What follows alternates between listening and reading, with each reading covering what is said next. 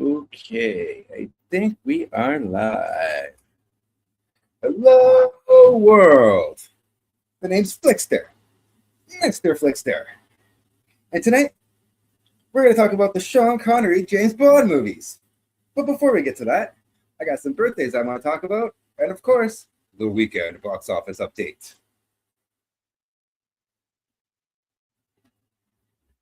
That's right. We're going on a Bond voyage. Just like diamonds, 007 is forever. Strictly coming from Russia, or in this case, Canada, with love. Some flicks you'll only watch twice. Others are the Goldfinger standard of entertainment. If you want a Thunderball of a good time, there's Dr. No Reason to Hesitate. Will you, unironically, never say never again?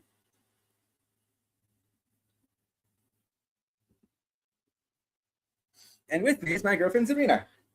Hello. Today's going to be some fun. Let's get to it. Where is it? Here we go. This one? Wait. This one.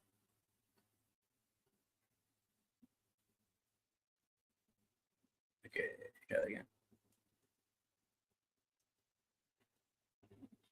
Here we go. Welcome to my channel. Thank you for clicking on my video.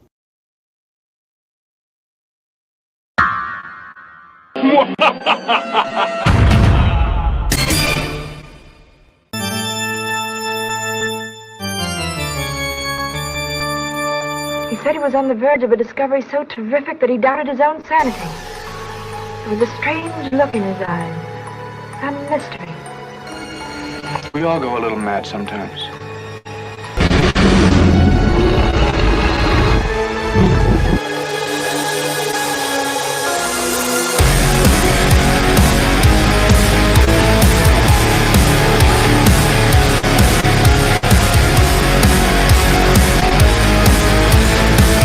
Hello, world. I'm Chris Maxine, aka Mr. FLIXTER.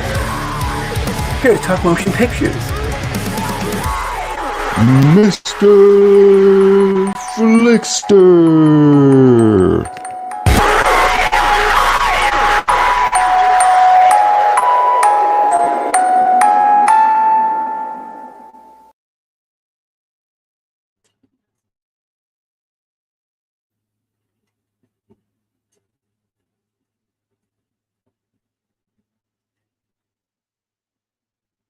Okay, we're back. So, if you're familiar with my show, then you know the format. But if not, usually what I do is I report some birthdays or some deaths, whatever's going on that week. And then I talk about a little, well, I don't talk about it, but there's a little segment that I like to call the Weekend Box Office Update. That's our dog, Jax. Don't mind him. He just wants to be part of the show, too. He's a good boy. So, let's get to these birthdays, shall we? There's a few to report. I want to make sure I click the right thing. Hold on, share screen. Here we go. Let's share the screen. Okay, and we'll just put us in the corner, just like that. Now, IMDb. So, the first birthday is Kathy Bates.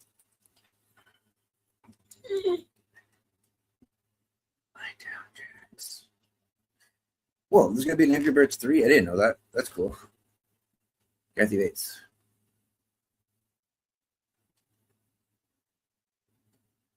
Let's get her picture going. She's probably most famous for Misery, and we'll get to that, but she's been in plenty of other things. Kathy Bates was born on June 28th, 1948, in Memphis, Tennessee. She just turned 78. Happy birthday, Kathy Bates.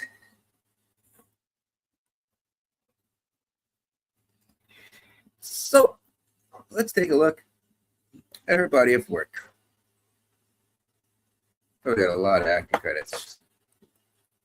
Go away, not sponsored. Okay, here we go. Credits. She's 131. Wow, cool. Let's get to it. Oh, wait, that's the one that we want. Okay. So she has something, I presume it's a movie called The Smack coming out. It just is upcoming, pre-production. That's cool. And currently, she's in the Matlock TV show. She's done 35 episodes. It's been on for 2 years, from 2024 to 2026. She was in A Family Affair in 2024, Summer Camp in 2024. Are You There, God? It's Me, Margaret in 2023. Let's see, what else stands out? Richard Jewell in 2019. Of course, American Horror Story. She was in 58 episodes from 2013 to 2018. And she was also Mrs. Fowler on The Big Bang Theory in 2018 for 3 episodes. She was in Disjointed. That was a pretty funny show. 20 episodes from 2017 to 2018. Oh, yeah, she was in Bad Santa too. That's right. 2016. Let's see. What else is here? Oh, yeah, she was on Mike and Molly. That was a good show. 2 episodes from 2014 to 2015. And she was in American Dad. Wow, I didn't know that. 2015, 1 episode. She was in Tammy. That was a good movie. 2014. She was in 2.5 Men. I didn't know that. 1 episode in 2012. And yet, she was in The Office. I remember that. She played Jo. She was in 8 episodes from 2010 to 2011. Oh, she was in Midnight in Paris. I forgot about that. 2011. Let's see. What else is here? She was in The Blind Side in 2009. And Revolutionary Road in 2008. She was in The Day the Earth Stood Still in 2008. P.S. I Love You in 2007. She was really funny in Fred Claus, 2007. Oh, I forgot she was in B Movie, 2007. Whoa, didn't mean to highlight everything. Sorry. Okay, here we go. Now let's keep going. She was in the Charlotte Webb remake in 2006. She was in Rumor Has It in 2005. That movie's hilarious. Oh, yeah, she was in 6 Feet Under for 10 episodes, 2003 to 2005. Let's see, what else was she in? About Schmidt, 2002. That's when she has her infamous nude scene. What else is here? Oh, yeah, she was in Rat Race. That's right, 2001. That movie was hilarious.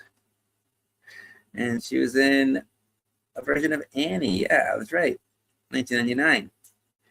And oh, yeah, she was on Third Rock from the Sun. I forgot about that. That's a funny show. 1 episode, 1999. And of course, she was in The Waterboy, 1998. Oh, and A Civil Action. That was a good show, too. Also 98. She was in Primary Colors, the Bill Clinton movie in 1998. I forgot she was in Titanic in 97. Yeah. Which is Kate Winslet's mom. Oh. Let's see. What else stands out? Dolores Claiborne, 1995. I beat you to it. You did. She was in North in 1994. The Stand. The Stand in 1994. 1 episode. 1 episode. Yeah, that's right. I keep forgetting that was a made-for-TV movie. Yeah. There's another famous one, Fried Green Tomatoes, 1991. Prelude to a Kiss in 1992. Oh, thank you. Yeah, okay. There's the big one, Misery, the one I mentioned, 90.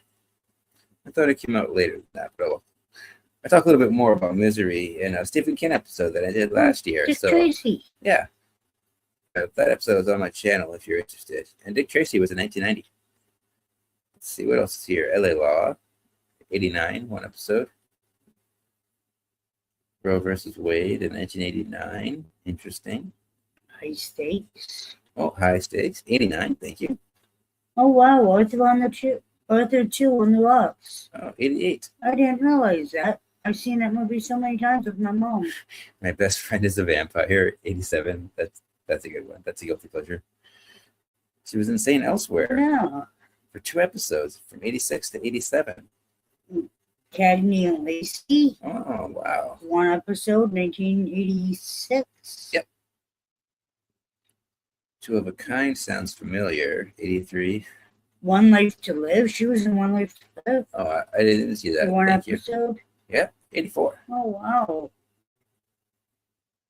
She was also in The Love Boat for 1 episode in 78. Wow. Wow. And All My Children. Yep. Oh, that was her first job. 1970 to, well, the show's been going on for that long. But that's cool. Okay, so that is a little bit of the career of Kathy Bates. She's had quite a career. She's made quite a career for herself. Oh, yes, definitely. She's definitely made a name. She does a variety of things, too. She doesn't Yeah. just stick to one genre. She can play anything. She's versatile like that. She was really good in Misery. Oh, yes. That's probably her most famous role. Oh, yeah, absolutely. Here she is. Happy birthday, Kathy Bates. Happy birthday, Kathy Bates. She's what, 77? 78. 78? Yeah. She looks good for being in her late 70s. Yeah, she's lost a lot of weight. Oh, yeah. Okay, moving on. The next birthday, I wonder what she's doing right. yeah, is Aileen Quinn. Uh-oh. There it is.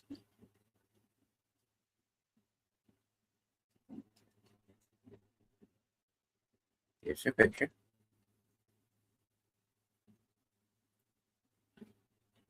Eventually. Tonight will be good. For sure. There we go. Perfect. That's a good picture. Okay.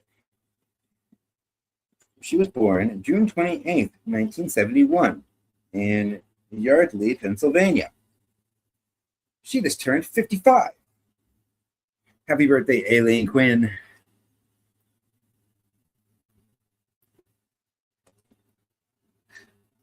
So, let's take a look at her career.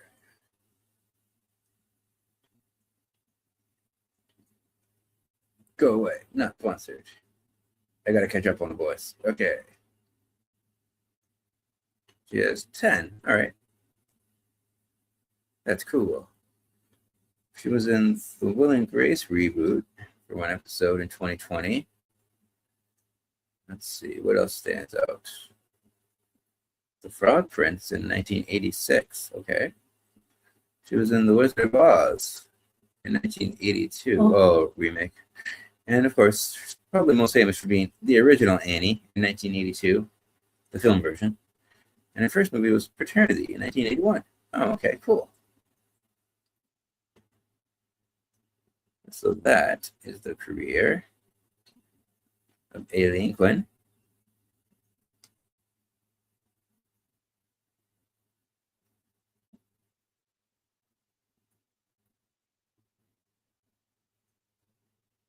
Some child actors only go for so long before they eventually stop to pursue other things. Some of them just want to live a normal life. Mm-hmm. So there she is. Happy birthday, Aileen Quinn. Someone just want to live a private life Exactly. out of the limelight. Yeah. Okay, and I got one more birthday for you.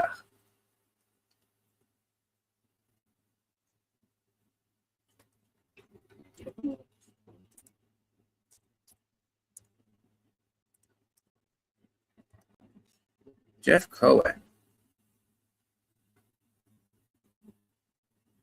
You may not recognize his face yet. Here he is.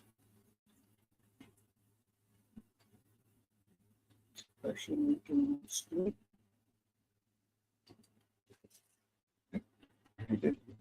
Oh, let's say, yeah.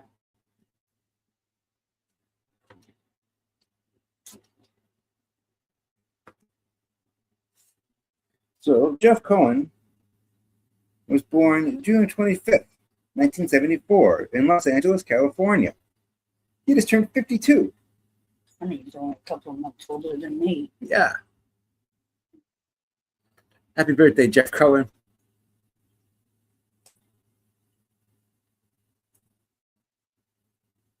He looks so much different now. Yeah.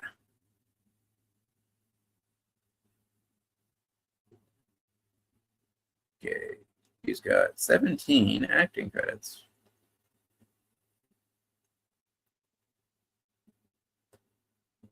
Okay.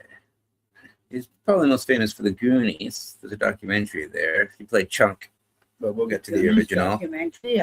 Why have I never seen that? I don't know. That's a good question. I haven't seen it either. We gotta watch that. Yeah, we do. He's in Scooby-Doo and the Ghoul School, 1988. He was the voice of Flint. Yeah.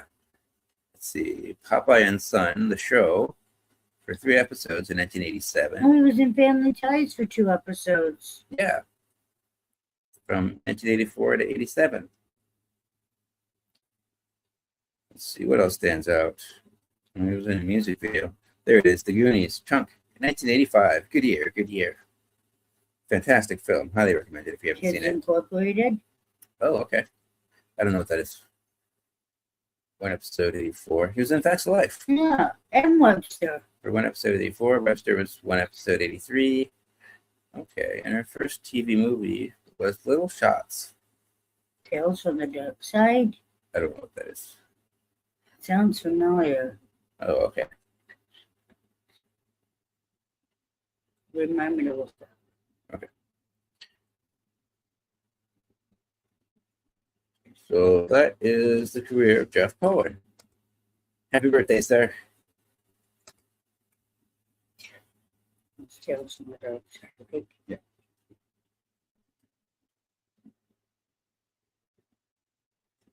And that concludes this portion of the birthdays.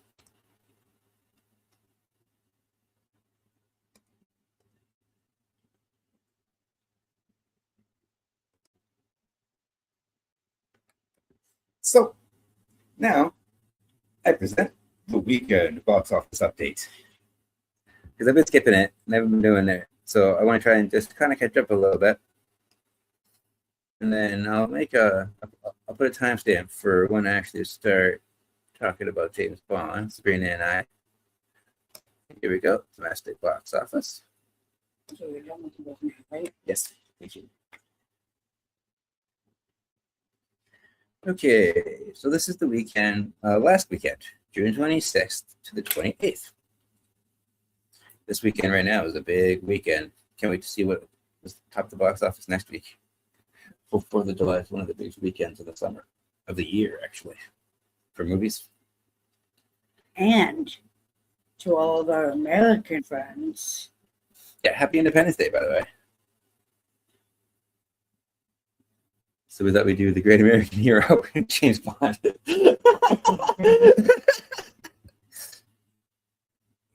No, we've been trying to do this for a while. It's kind of worked out to today. just kept getting pushed back and pushed back, and Yeah, because we need time to watch these movies and then to And kind of think about it. things kept popping up. Yep. Till we got delayed again. But anyways, Which, like you said, was fine. It gave us time to watch all these movies. exactly. All right, so let's talk about the weekend box office update. At number 1, oh, wait a minute, what happened? Where did number 1 go? Oh. That I don't know. I didn't know that moved. Okay, hold on. Let's just refresh because I don't know what I did. There. Okay. Number 1 is Toy Story 5. It made $70.8 million. It even dropped over half. So it's doing very well. I'm actually surprised. And the reviews have been really good. Oh yeah. Surprisingly positive. Yeah. So I will give it a shot. I just don't think it's a theater movie. But good for you if you went to go support Pixar. They need another win. It's made $298 million so far in its second week. My sister liked it. She was on the show last week for a back session. She took my nephew. She said she thought it was pretty good. And she doesn't like all the new Pixar movies. Excuse me. But it's not the same. Anyways, number 2 is Supergirl. Its debut was $37 million. That is very low for a movie like that. So hopefully it gets more traction. But the reviews for this one have been overwhelmingly negative. I haven't seen either Toy Story or Supergirl. But take that for what you will. Number 3, at the same spot as last week, Obsession. It's got another $9.7 million. It's only dropped 27.6%. Not too shabby. And it's made $233.8 million so far, 7 weeks out. So that's incredible. Last week I reviewed Obsession, so if you want to know my thoughts about that film, it's on my channel. Number 4, Jackass, Best and Last. Really? Okay. 8.4 million. Who's watching Jackass? Anyways, so good for you, I guess. I'll watch it when it's on Paramount Plus, maybe. Number 5 is Disclosure Day. Dropping 3 spots. It was at number 2 last week. That's the new Spielberg picture. And I don't know, I'm kind of lukewarm on this one. It's not getting great reviews either. Excuse me. It's made 8.2 million. It's dropped 53.4%. Ouch. And it's made 94.5. That's respectable for 3 weeks. Actually, I thought that'd be a little bit higher for something like that. I guess the word of mouth isn't that good. At number 6 is The Backrooms. It was at number 4 last week. I also reviewed The Backrooms last week in my episode Back Session with my sister, was a special guest, and we talked about the movies together. So if you're curious what we think about those movies, watch it. Anyways, Backrooms made $4.3 million. It's only dropped 38.9%. It's actually not bad. This is performing very well. I'm very happy for these 2 new horror movies. Bless you. Thank you. It's made $184.2 million, 5 weeks out. So it was only a couple of weeks behind Obsession, and it'll get there. It's not that far behind, actually. So yeah, good for them. And number 7 is Scary Movie 5, dropping 2 spots. It made $3 million. It dropped 52%. Ouch. I am excited for this one. I do want to see it, but it has not gotten good reviews. It's made $103.5 million, so that's good news. 4 weeks out. That's really good, actually. Good for them. And number 8 is Masters of the Universe. I have the power. It dropped 2 spots. It's at 2.3 million. It dropped 62.5%. Wow. Holy crap. It hasn't even lost that many. Scary Movie lost more theaters. And it made more money. How's that work? And it's made $62 million. That's actually really sad because I saw this one. I did like it, and I'll get more into it. I will review it on the channel. But I'm sad because this movie deserves more money. It's actually pretty good. And I'll explain why in my upcoming episode. In a couple of weeks, though. I'm going to do horror next week. And then maybe I'll do like He-Man or something. We'll figure it out. I'll figure it out. Let's see. Where am I? 62 million. Yeah, that's really sad. It was at number 4 last week. Thank you. Number 9, Bleach, 1,000-Year Blood War, The Calamity. That's a mouthful. It made 2.1 million its first week. Wait, yeah, first week. Then why is this different? I'm confused. 3.2 million. That should be the same number. Okay. I guess they adjusted foreign market. I don't know how that works. We'll figure that out later when we get to the international. At number 10, Star Wars, The Mandalorian and Grogu. Shout out to The Mandalorian and Grogu for still being in the top 10. That's awesome. It made another 1.7 million. It dropped 58% though. Ooh, damn. And it's made 175.4 million so far after 6 weeks. So it's not doing terrible, but I did expect it to make more. I haven't seen it yet, but I will. At number 11, that's honorable mentions. 11 is Leviticus, dropping 2 spots. It made $1 million. It dropped. Oh wait, hold on. I want to read the right number. Am I reading the right one? I have to change this number. Oh, it's dropped. Yeah, this one. This percent. Okay. 61.4%. Ooh, yeah. Okay. I just want to make sure I was reading that right. And it's made 5.4 million for 2 weeks out. Okay. That's not too bad. Do you know about that one? No, that's the new horror movie, but it's all about I guess it's like a cult. I don't know all of that. It's like a cult or something, and they try to like pray the gay out of people, but it's like a scary horror, like religious thing. Hence the name Leviticus. Mm-hmm. So yeah, that's what that is. I might watch it. There's a lot of buzz. It's doing pretty well for an independent movie. Neon does a lot of independent movies. Oh, okay. Yeah, at number 10. No, 12. Sorry, that screwed me up. It was 10 last week. It was Michael. It made $902,000 this week. It dropped 58.1%. Ouch. But it has made $370.2 million, so we might get that sequel. After 10 weeks, that's actually doing pretty good. And then 13 is Lucky Strike. I don't know what that is. 803,000. Sounds like a bowling movie. Yeah, it does. For 1 week. Okay, cool. 14 is The Death of Robin Hood. That's the new Hugh Jackman picture. It was 8 last week. It made 615,000. Don't laugh. It dropped 78.5. Ouch. Oh my God. Horrible. 4.8 million after 2 weeks. Ooh, that is not doing very well, but it did not get advertised very well either. And A lot of people don't even know what it is. The Death of Robin Hood. Yeah. Who was in it? Hugh Jackman. Tell me Hugh Jackman's not playing Robin Hood. I think he is. Oh, that doesn't seem like a role for him. Maybe a lot of people agree. That's why I didn't make so much money. Oh, well, I'm sorry. We're going to see that one for Okay. ourselves. Okay, yeah. I won't judge it till I see it. Number 15, the last one. The Sheep Detectives, hanging in there strong, also with Hugh Jackman. This one I'm kind of curious about because my aunt saw it and she loved it. 507,000. It dropped 52.8%. Don't laugh. 65.5 million so far. That's respectable for 8 weeks out. And it's on Amazon Prime right now, so you can stream this movie. I know I should be promoting seeing movies in theaters, but I'm not even going to see this in theaters myself, and I'm not a hypocrite. So you can watch this on Amazon. And I don't know if I'm going to review it. Maybe. We'll see. No promises. All right, so that about wraps up the weekend box office. Oh, no, it doesn't. Hold on. We got one more segment. Sorry. Backtrack. We got international to talk about first. We're not wrapped up yet. Take 2. Okay, no. Worldwide. Wrong button. You're just getting ahead of yourself, honey. I am. Okay. So, as of this recording, the number 1 movie in the world is Minions and Monsters. Wow. That wasn't even on the list. I don't know how that's possible, but okay. It's made... Oh, wait. What the... 16 million? It's made $16 billion? What the hell? Whoa. And that's mainly domestic. Yeah, 1, 2, 3, 1, 2, 3. Yeah, 1, 2, that's 3. billion. 9 zeros. Yeah, oh my God. Oh, wow.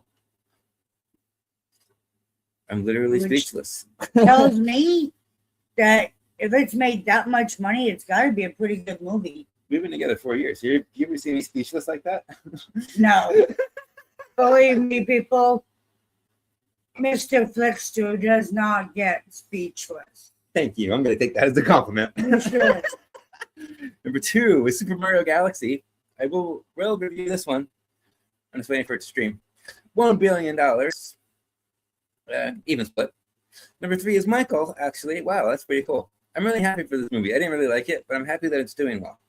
Because I want to see the rest of it, even though they kind of butchered the first half. But hey, I'll give it a chance. I just love Michael Jackson, and I've been waiting for a Michael Jackson movie. So that made $978 million, and that's mainly a foreign market. That's kind of surprising, actually. Mhm. Is that surprising to you? Actually, it's not. Okay. Because you got to think how much he was loved around the world. International superstar. Yeah, it wasn't just Canada or the U.S. It was worldwide that he was loved. Yeah. So, yeah, it doesn't surprise me. Okay, so number 4 is Project Hail Mary. $683.5 million. That's my dyslexia. I apologize. It's a pretty even split, actually. Wow, I haven't seen it that close in a long time. That's cool. Okay, number 5 is Devil Wears Prada 2. Really? This is my first time seeing these, by the way. This is the live reaction to these websites. $678.2 million. Mainly foreign. Okay. Number 6 is Pegasus 3. This is that really cool Chinese cop movie that I want to see, but probably won't be able to. Just like most Chinese action movies. I'm gonna have to stream it. 600. A lot of these aren't even streaming. Like I was lucky to stream that Oh. show. So I don't even know. There's movies that came out 2-3 years ago that I still haven't seen that I can't get my hands on. Oh wow. So let's see. That made $656.4 million. Foreign market, obviously. Number 7, Toy Story cracking the top 10. Wow. Toy Story 5, that is. $636.8 million. You just couldn't beat Minions, could you, Toy Story? Let's see. That's pretty even. I lost my spot. Okay, here. Yeah. Yeah, pretty even split. Okay. Number 8 is Obsession. Yay. $379.5 million worldwide. And that's pretty much a domestic market. That's cool. Number 9 is Hoppers. Pixar is 2 in the top 10. Good for them. I'm happy to see that. They got 2 wins this year. Split. I almost said that wrong. $372 million. Yeah, nailed it. Pretty even split. Number 10 is The Backrooms. Hell yeah. $347.9 million. And that's a pretty even split. That's pretty cool. The world loves it. Number 10, no, I did that. Number 11, Star Wars, The Mandalorian and Grogu. Yeah, I'm really glad to see that, actually. I'm glad it's making money. It's got mixed reviews. $328.6 million. Pretty even split, too. That's cool. Number 12 is Dear You. I don't know what that is. $266.9 million. Strictly foreign. Number 13 is Wuthering Heights. We still need to watch that one. So good for them. I've got it. Oh, that's right. You. I recorded it on TVR. YouTube. Yeah, that's right. 400. We can probably watch that later if you want. 400. No, not 4. 241.6 million. Wow. Okay, I got there. And that is pretty much a foreign market. Wow. Does that surprise you? For the literary classic?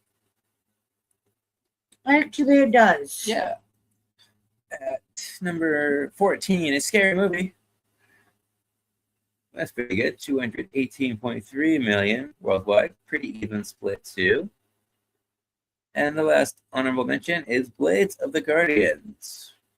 I remember looking that up before, but I can't remember what it was now. Oh, 215.3 million. It's a foreign film. yeah, I was going to ask you what it was. So I guess that's pointless to ask you. You don't know either. Oh, I have no idea, but it's a foreign film. See the market? Yeah. Numbers don't lie. Okay, so now that about wraps up. I'm just excited to talk about James Bond. This actually officially 100% is the finale of the weekend box office update. Okay, let's get out of here. No, here. Okay, we're here. Okay. So remove. Maybe. It doesn't And matter. then solo. There we go. All right, we're back. So what's that say? Sorry, 33. Okay. I'll just make a little note. I'll just say 35. It's going to take time to get to like a poster and stuff like that. Or 30 right there. Okay. So 35 minutes. Put that in the description below afterwards. Trying to do better at leaving timestamps to keep it easier for the viewers, right? Yeah. So one of the viewers recommended it. And I'm like, oh, That's a good that's a idea. no-brainer. Yeah, obviously I should start doing that. So thank you very much. I appreciate any tips. So here's why Sean Connery's James Bond matters. Quite simply, he defined the template. Before Bond became a franchise, he was more of an experiment, a gamble, if you will. He was based on a series of novels by Ian Fleming. And he had this idea of bringing 007 to the big screen for a long time, but he knew it was risky. Because at this time, think about it, this was the 60s. Sure, spy films existed, but none of them mixed together that blend of glamour, violence, humor, and seduction like James Bond did. So nobody had seen anything like this before. Until James Bond, 007, had a license to kill expectations. All right, so the movies we're going to discuss tonight are Dr. No, From Russia with Love, Goldfinger, Thunderball, You Only Live Twice, Diamonds Are Forever, and Never Say Never Again. And yes, I'm including that one for a reason. I know technically it's not official or canon, but we'll get to that. All right, so let's start with Dr. No. Then afterwards, we'll kind of like talk about our favorites and like our favorite songs and stuff like that and villains and stuff. So I don't know song names. oh, it's just the names of the movies, remember? They're all the names of the movies.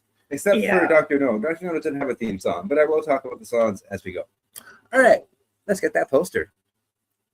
Oh.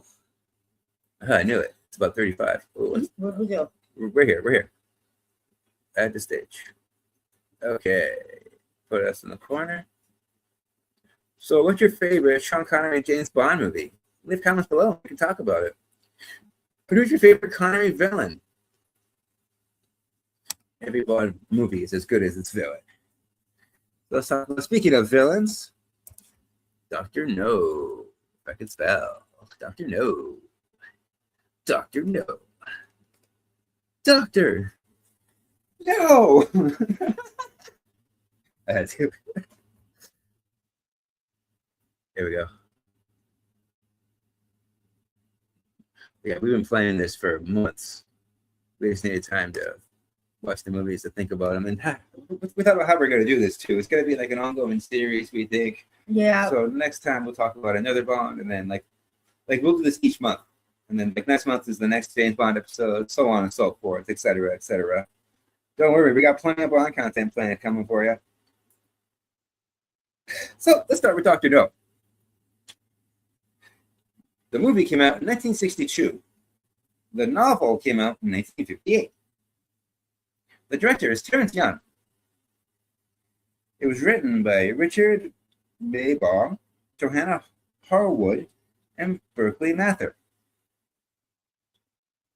The villain in this is Joseph Wiseman as Dr. Julius No, a member of Spectre. M is played by Bernard Lee. Q is played by Peter Burton, but the character in this one is actually named Major Boothroyd, and he's from Q Bread, so Q's not actually in this one. Moneypenny is played by Lois Maxwell. Felix Leiter, Bond's loyal ally, was played by Jack Lord. And in this one, there was actually two Bond girls. There was Ursula Andress as Honey Rider, and Eunice Gayson as Sylvia Trench. It was made on a budget of $1.1 million, and it made $59.6 million at the box office. Keep in mind, I didn't adjust this for inflation. This was at the time. So that's incredible. Mm-hmm. But this one had no traditional title song like the other ones will eventually have. Instead, the film introduces the iconic James Bond theme song. You know, the dun dun dun dun dun dun dun dun dun dun dun dun. Oh, so cool.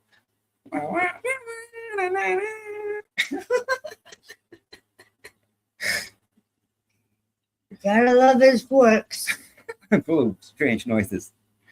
That he really is. And that song became a musical signature of the franchise. So some of the pros about this one. So for each of the movies, we're going to talk about like the pros, the cons, and the impact on the franchise. So what did you like about Dr. No? Sorry, have your drink first. Sorry, Oh that was a bad time. goodness. Take a drink and then we'll get started. You go first while I'm drinking. Okay, sorry, that was just bad timing. Mhm. Okay, so some of the pros. It introduced James Bond with confidence. It established his style and his suaveness. Is that a word? Suaveness? Okay. How suave he is. It showed a mix of espionage, a little bit of action. It showed his life of glamour. And also had a quirky sense of humor that stays consistent throughout the franchise. It gets more amplified throughout. We'll talk about that later on, too. Gee, I always thought James Bond was all about the women. Yeah, yeah. To some men, yeah, it is. Well, no, just Bond himself. Oh, yeah. You think So true. every single movie. He sleeps with at least 5 women. Like, Maybe no joke. two of them in one. Yeah, we'll talk about her. You never got on again off your girlfriend. It starts in this movie. Yep. But I think it starts in the next one. But still, he's all about the women. He loves his women. Oh, that he doesn't. He's not afraid to hide that. But what does he love more, women or martinis? I think women. Am I right, ladies? He's a man. Yep. Probably women. Women first, then his martinis. Sticking with the wrong head, right? Pretty much. But Sean Connery introduced this charismatic Bond. And it had memorable elements, like that tarantula scene. Then, of course, it had the epic fight scene at the end and that evil lair. Oh, yeah, I didn't even write that down. It established the evil lair of the villain. And the cool thing is, even though you don't really see a whole lot of Dr. No in this movie, you still feel his presence. You know what I mean? Because the whole thing is about who is Dr. No? How does he fit into the puzzle? Yeah. Okay, I forgot to read the story part. For each one, I do want to read what the movie's about. But this takes place in the Bahamas. So once it pops up, I'll just read the description here according to IMDb. I'm so jealous. I wish I was in the Bahamas. Yeah, no doubt, eh? No, then again, it's hot enough here right now. So this one's all about a resourceful British government agent. I lost it. Take two. A resourceful British government agent seeks answers in a case involving the disappearance of a colleague and the disruption of an American space program. So yeah, basically, someone breaks into this office and steals these files for Dr. No. Then it's all about who is he. But even though you don't really see him until like the last 20 minutes or so, If that. he leaves such a lasting impression because you feel like his, not just because they're talking about him. It's just the emotion, the way some of the people are afraid to talk about him, like, and the way people are willing to kill themselves before they reveal his secret identity. So, like the guy with the cigarettes, the fake chauffeur, for example, early on. So, yeah, there's a lot of mystery in this one. This one, he actually does a lot of detective work too. Like, there's more spy elements in this one than some of the other ones. Like, he's got to disguise himself. He's got to go to he does spy stuff. He's got to infiltrate areas secretly. He meets people socially, he gets to know them. Keep your friends close and your enemies closer, right? Some of the cons of this movie include, this also introduced the exotic location. I mentioned Jamaica, but it's important because this set the bar for a lot of things. You'll see a lot of recurring things after this. But some of the cons include a limited budget, which resulted in only modest action scenes. You can even say quaint compared to some of the other more bombastic movies later on that we'll talk about in this episode. And the female characters are severely underwritten in this film. Like, they're barely characters. The one is just kind of there. She's looking for shells. She just gets caught in the middle of everything. Poor girl. Yeah.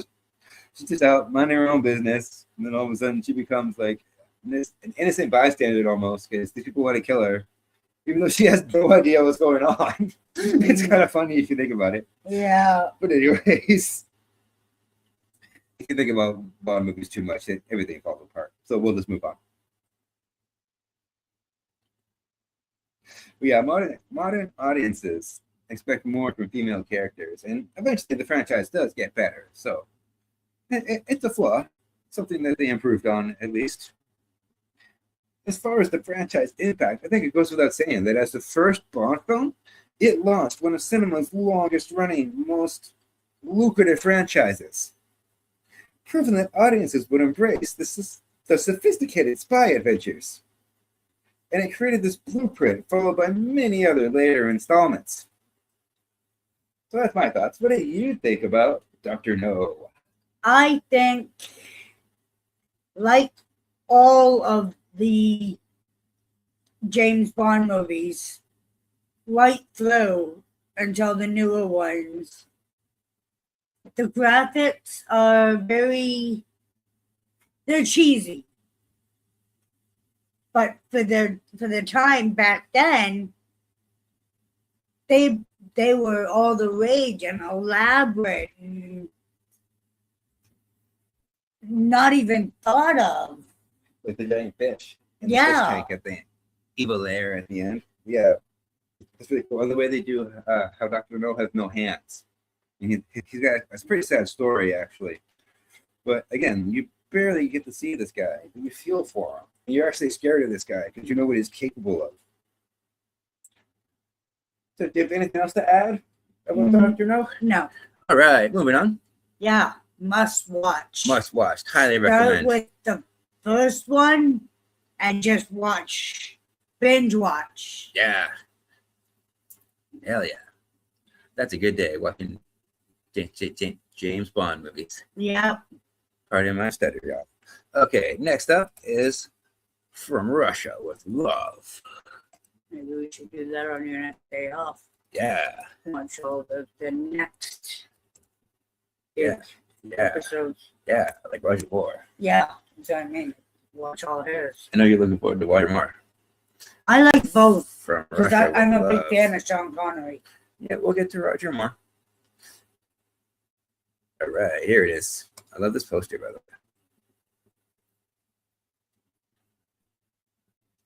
Oh, wait, that's not the poster. Okay. I like the other poster, the one in the collage. But okay, we'll stick with this one. Keep it simple. Go with the flow, right? Yeah, that's Sean. Oh, yeah. That's right. Meet James Bond, 007. The incredible women. The new incredible enemies. These incredible new adventures. From Russia. Love. I do love how they included the Russian symbol in the Yeah. That's good design. We're taught to think about letters differently like that in school. Anyways, I'm going off track. Okay, the novel.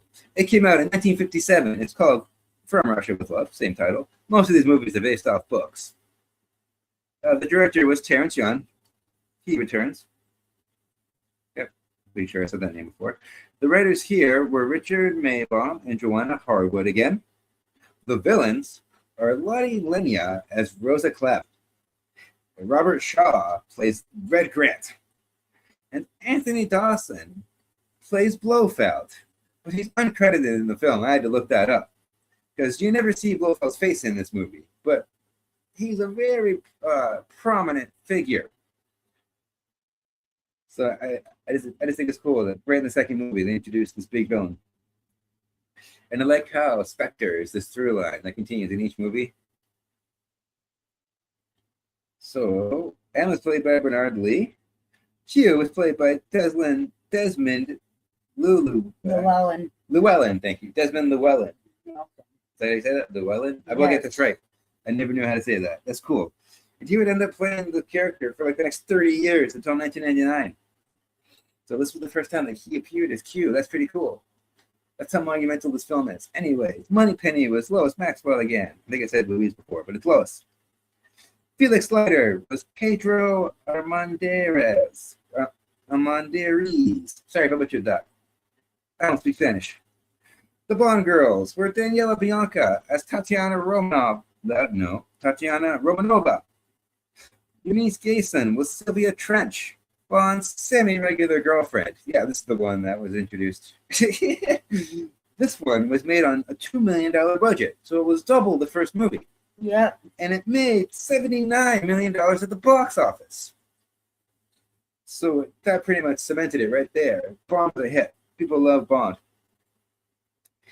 The romantic title song, performed by Matt Monro, complements the film's espionage and love story, becoming one of the series' most classic ballads. I think it's one of the better entries. This and another one, but we'll talk about it later. I love this song. Anyways, some of the pros. This movie did everything that I believe a good sequel should do. It expanded the Bond formula with stronger espionage. It heightened the suspense, and it's got stronger character development. One of the things that I love about this movie is how it really practices logical storytelling. That's something movies these days really don't do enough of.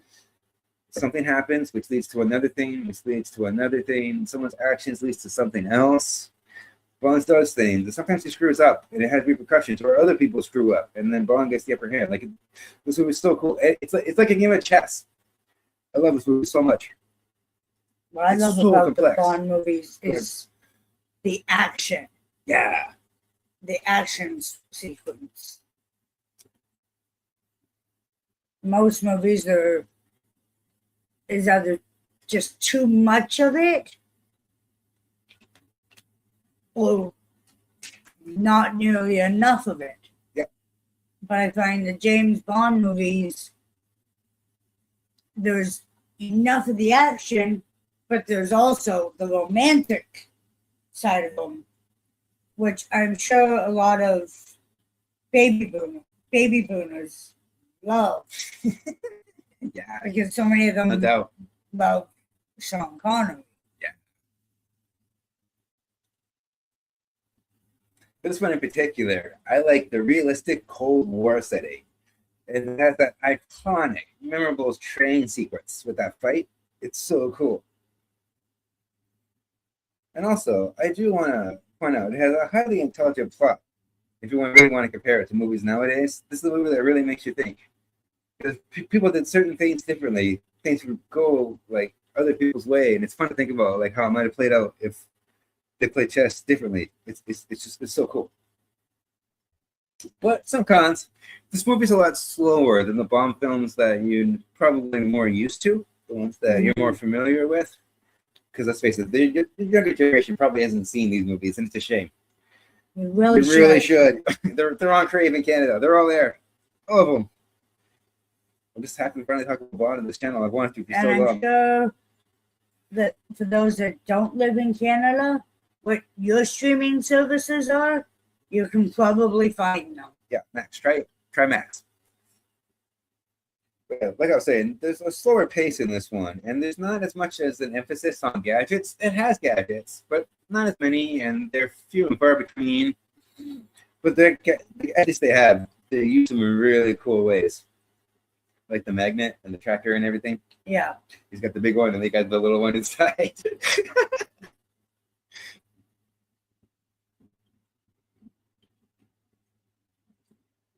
To the beginning, I forgot to read these things, but I will. Okay. Do that first. So here is I do apologize. I'm going to do this first. Here is the description according to IMDb. Because I like to do it in like one sentence. It's so much easier. Okay. Come on. Stay with me. Okay. Stop moving on me. Okay. James Bond willingly inserts himself into an assassination plot involving a naive Russian beauty in order to retrieve a Soviet encryption device that was stolen by the evil Spectre organization. Okay. The Russian beauty. Again, women. This one does focus on the love story, and it shows that Bond's more than just an action hero, like a mindless killing machine. You know what I mean? Yeah. He's got layers to him. He's not just one dimensional. He's got the soft side. And then the work side as well. I love that song. Anyways, slower pace, reduced emphasis of gadgets. So yeah, and this movie's not as large scale as some of the other movies that we'll talk about, especially the next one. But yeah, it's still good. I love this movie. I think a lot of people regard this movie as one of the better James Bond movies. Oh, it's not to love. Exactly. Have anything to add before I go to the franchise impact? Okay. Because I don't want to exclude you or anything. That's why you're here, so you can share your thoughts. Okay. Franchise impact. The film demonstrated Bond could succeed through gripping spy storytelling rather than just action alone or gratuitous sex scenes. It strengthened the series' reputation and encouraged the producers to balance thrilling action with believable espionage and the side plot of the love story. You can see this gets continued through future installments. Because this isn't the first moment in his life that he actually falls for. No, it will not be the last. And no, we're just getting started, y'all. All right, so do you have anything else to add about From Russia with Love? No. I said the wrong name. Oops, sorry. We watched too many of them this week. You can never watch too many Bond movies. I'm going on record for that. Okay, so that's it. All right, the next Bond movie. Hold on, wait. I want to see if we have any comments or anything. Just want to check. No comments. Didn't click the right one. Uh-oh. Oh, because I'm not supposed to be looking down there for that. Okay. We're good. No comments. That's cool. Okay, let's watch it time. We're about an hour. That's good. Okay. Okay. Next. Goldfinger. Goldfinger. Might have to make another Love that iced song. coffee in a minute. Yeah, put up. You know what? I'm going to read that first. Oh, too late. Okay. Good idea. So here's the poster. I have different ones on my collage with the thumbnail for the poster for the episode.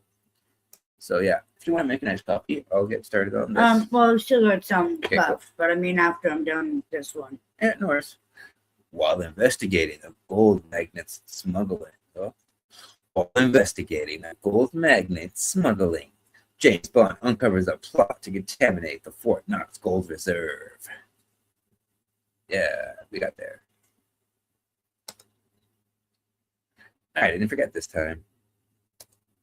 You should have just wrote the description under each thing, so I didn't have to go to it. But, oh, well. Next time. You live, you learn. All right, so the Goldfinger novel, well, the movie came out in 1964, but the novel came out in 1959. It was directed by Guy Hamilton this time. The other guy didn't come back. Terrence Young? I'm not sure why. Maybe they wanted to switch it up a little bit. Who knows? It was writers were Richard Maybaum and Paul Dehn.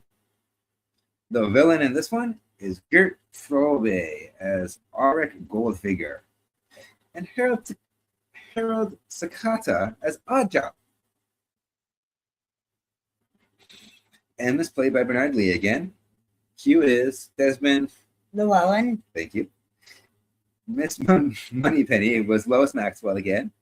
Felix Leiter, recast again, was Sec Linder. I think it's funny that he's the recurring character, but they keep recasting him.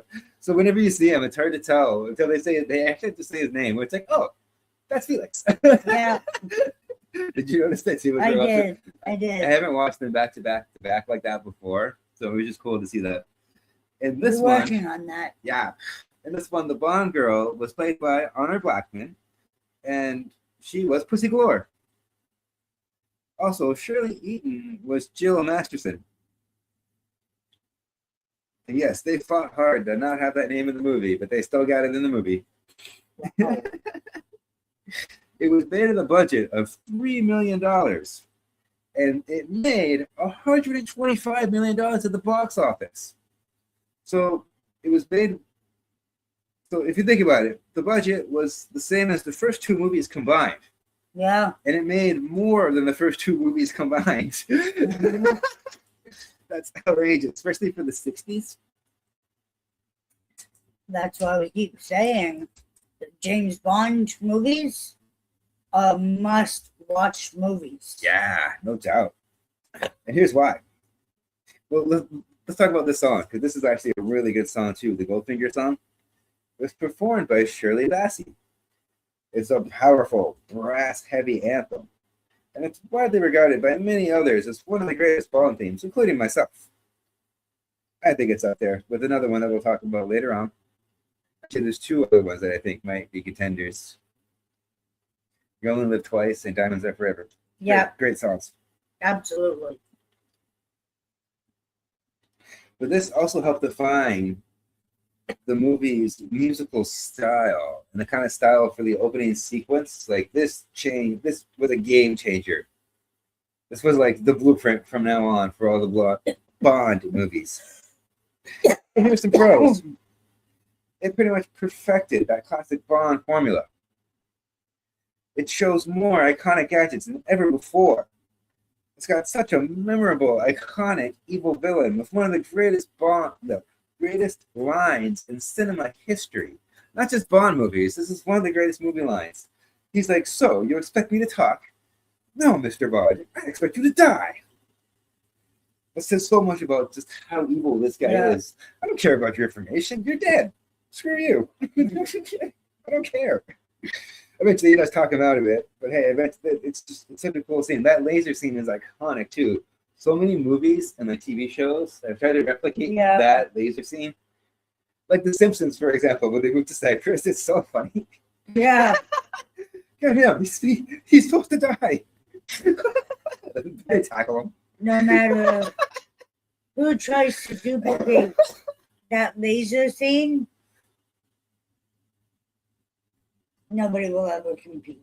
The scene is scary. Like, it's suspenseful because you wonder how he has no gadgets at this point, and he's just on the table and he's looking all around and he's trying to talk himself out of it. You can see the fear on his face. Oh, absolutely. It's just like the tarantula in the first movie. Panic. Yeah, the sheer Pure panic.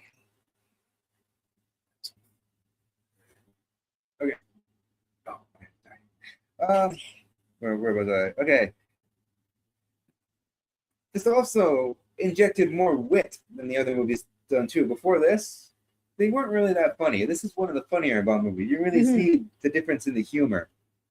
But there's a thin line between like being humorous and being like a full-blown parody. And we'll get to that. But yeah, this movie's hilarious. And it has some of the most spectacular action, like to date. Some of the best car chases. It has the ejector seat scene, which is still hilarious to this day. It also introduced the Aston Martin DB5, which became iconic because of this movie. It's like pretty much a staple now. And that Aston became, Martins. yeah, for most older adults that know all these movies. That you say the Aston Martin, and it kind of gets associated with James Bond. Exactly. Like they go together perfectly. Yeah, exactly. Some cons about this movie though is I think that Bond spends too much time as Goldfinger's captive. Like most of the movie, he's held prisoner and he's held at gunpoint by a pussy galore. So he's not as active as he is in the other movies. It's not as much like actual spy work. There's a little, it's there. And some of the character portrayals feel dated. It could be seen as borderline racist, the way they pick like Asians and stuff like that.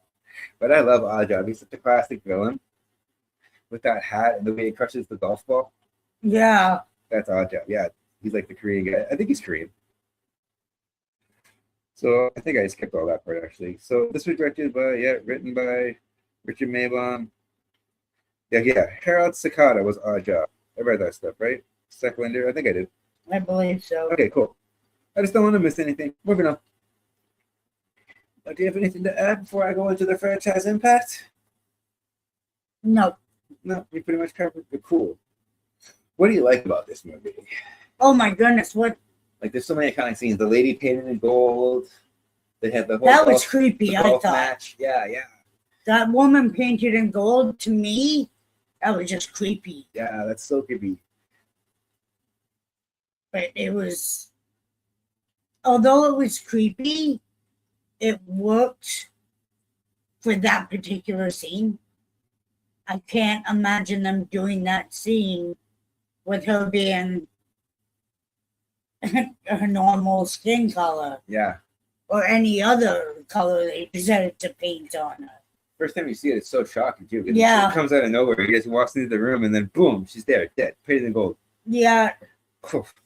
It's also evil Goldfinger is too. It's like how sadistic he is. Yeah, He's it such does. a good villain. Like Goldfinger was like next level villainy. Like everyone tried to be Goldfinger. He plays his role perfectly. Love it.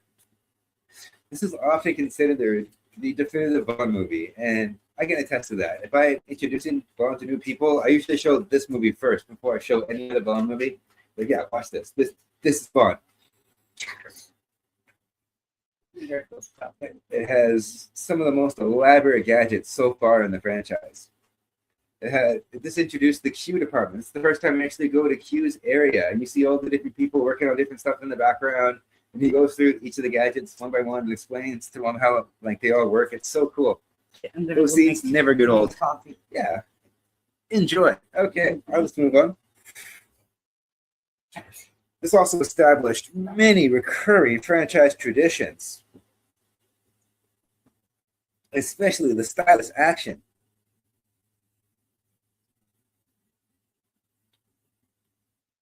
It became the template for numerous future installments. And it influenced the spy genre on the whole. So that's pretty much all I have to say about Goldfinger. Phenomenal film. Again, it's up there as one of the best. I'm torn though on what's the best one. It's hard when it comes to these movies. So next up on the list, Thunderball.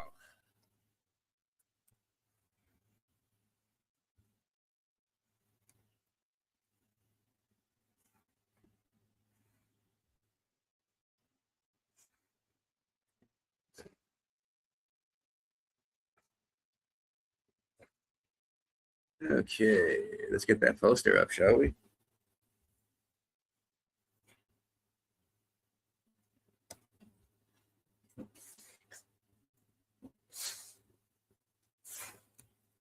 I love this poster. It's a pretty accurate description of the movie, too. If you look at the different scenes, look closely. Everything you need to know about the movie says it all right there. So let's just get the description before I forget. James Bond has to do... Take two. James Bond heads to the Bahamas to recover 2 nuclear warheads stolen by Spectre. Agent Emilio Largo is an international explorer. I'll try that one more time. James Bond heads to the Bahamas to recover 2 nuclear warheads stolen by Spectre agent Emilio Largo in an international extortion scheme. There we go. We got there.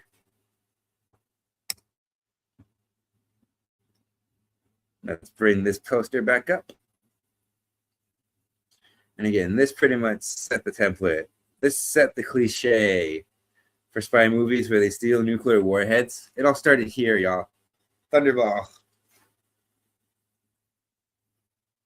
And that scene is really cool too. It's shot underwater. There's a lot of underwater scenes in this movie, and the cinematography is gorgeous. This movie's a very technically well-made film. Pretty remarkable, actually. So Terrence Young returns to direct. Richard Maybaum and John Hopkins wrote this one. The villain is Adolfo Kelly. Or Selly? Sorry if I butchered that. It could even be Chelly. Adolfo Chelly. That makes more sense. He plays Emilio Largo. Then Luciana Pugliazzi plays Fiona Volpe. And Anthony Dawson returns as Blofeld, but again, he's uncredited, and he's only seen off-screen. You don't actually see him until the next movie, which I think is a really cool idea. They really built up this Blofeld character. Kind of like Dr. No in the first movie. Even though Blofeld's not seen, you can feel his presence, because that's how much of an impact he leaves on you. That's how he is with me, at least.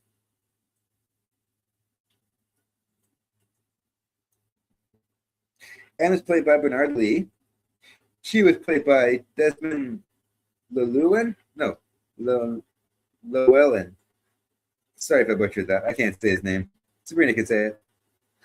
Miss Moneypenny is played by Lois Maxwell. Felix Leiter is played by Rick Van Nutter. Recast again. I don't know why I keep recasting the Felix character. It'd be better if they just kept the same actor, but I guess they had to find new people for each movie. Scheduling conflicts, right?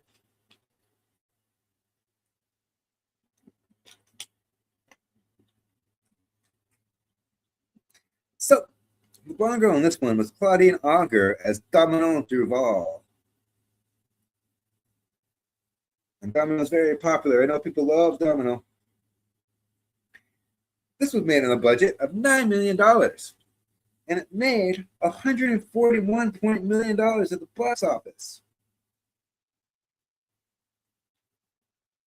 So this was made for triple the budget of Goldfinger. And it shows. You can really see where the money went in this one. And it made more than Goldfinger. So that's pretty incredible. They actually outdid themselves. But is this a better movie? You tell me in the comments. Here's some of the things. Well, let's talk about the song at first. the song is really cool. It's sung by Tom Jones. It's a little different because the other songs were sung by women before. And then it features soaring vocals and this orchestral arrangement that really does match the film's grand scale. Some of the pros for Thunderball include this ambitious underwater action. There's so many underwater sequences. I sort of touched on that briefly before, but I'll go more into it now. Especially further in, there's this really extended, long underwater fight scene, and it's brutal. I love it. This is also a true blue globe-trotting adventure with some of the most impressive set designs and production values so far in the franchise.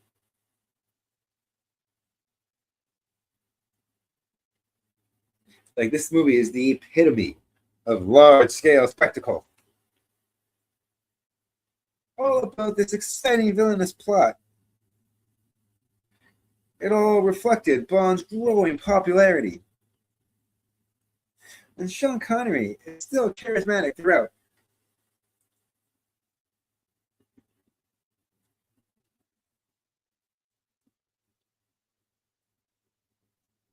I'd say that Goldfinger is probably peak Sean Connery Bond, though, when he was most in his element. But anyways, back to Thunderball. Okay, this movie's awesome too. I love this movie. It's great. It does have some cons, though.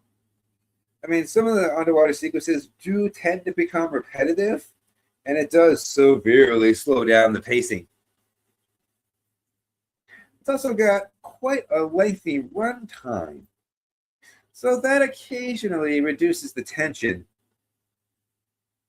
It's just not as suspenseful as Goldfinger was. Not as action-packed either. Like, the action's there, but it's more drawn out.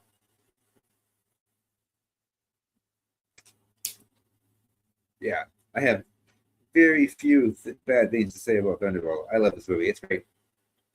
I mean, it's got a jetpack. How can you not love it?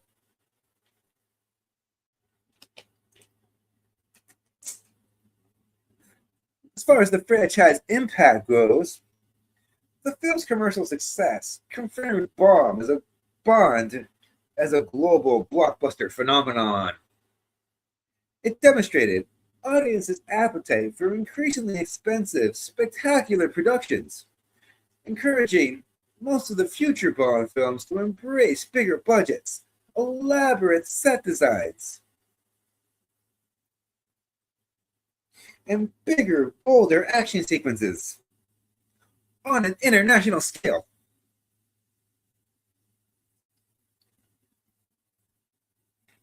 So I'll just give Sabrina a minute, and then she can kind of talk about her thoughts on Thunderball. So I did also want to talk about this one. Yeah, the action in this one is some of the most bonkers. It actually does top a lot of Goldfinger stuff. Goldfinger's got a lot of cool stunts. And I don't want to say too much because I don't want to spoil anything for people that haven't seen it. But yeah. Again, highly recommend. I recommend all these movies. And I will eventually get to a ranking. Toward the end of the episode, I didn't pull that up. Hold on.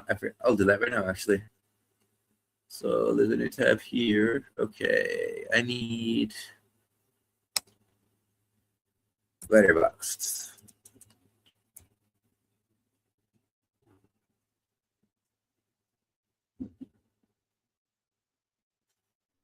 I'll just pull it up for now.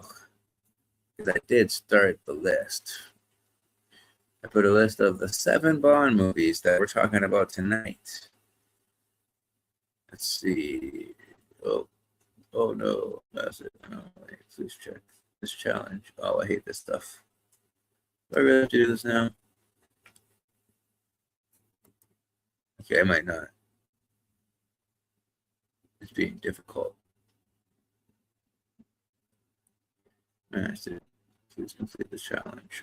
Will you let me do it? Okay, apparently I have to wait. No problem. I'll just take care of this. Didn't think to do this beforehand. Sorry about that. If it doesn't work, then I'll just update on social media the official ranking. Right now, it seems to be taking its sweet time.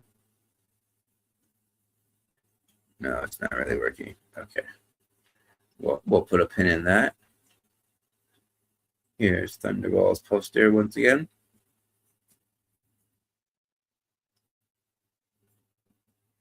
Here, I can give you a sense of like scale. I'll go through some of these pictures.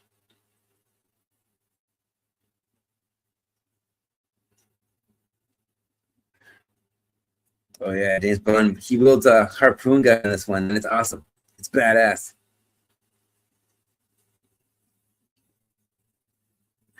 So if you love water, you'll love Thunderball. Maybe that's why I like it, because I've always had this affinity for water. All right, we got the photos. I just want the still frames, though. Here we go. 251 pictures. All right. Obviously, we're not going to go through all of them. There's the people in the wetsuits there. There's a speedboat there.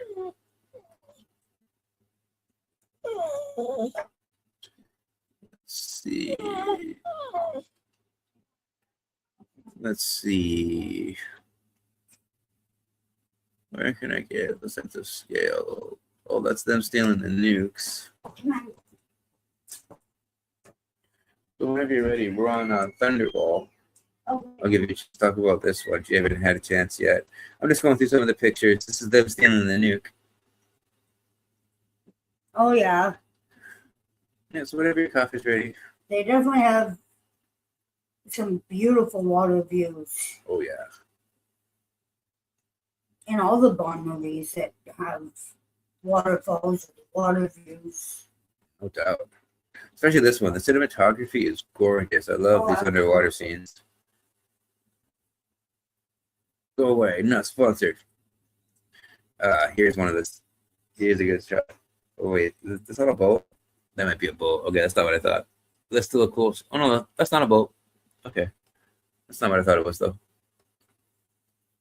Did this work? Oh, it worked. Okay.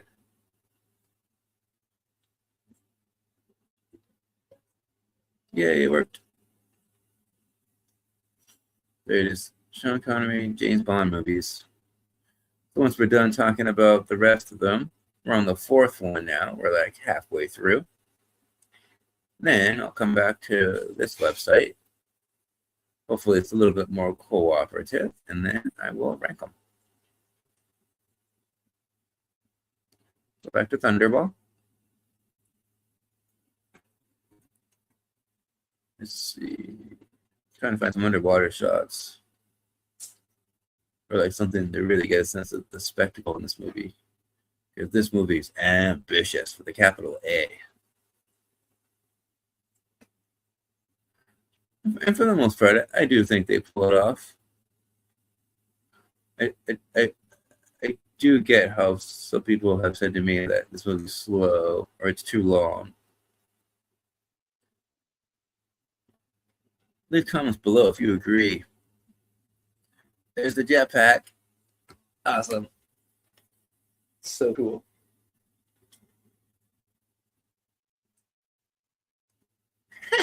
Love it. Love it.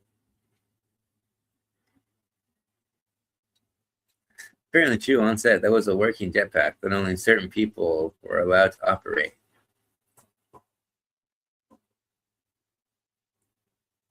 So I thought that was pretty cool.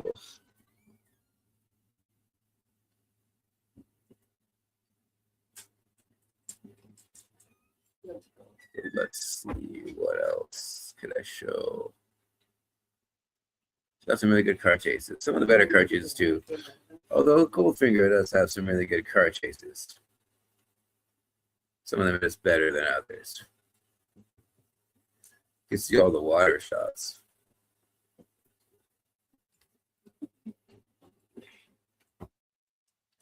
Okay. So Sabrina, what did you think of Thunderball? I pretty much said everything that I made notes about.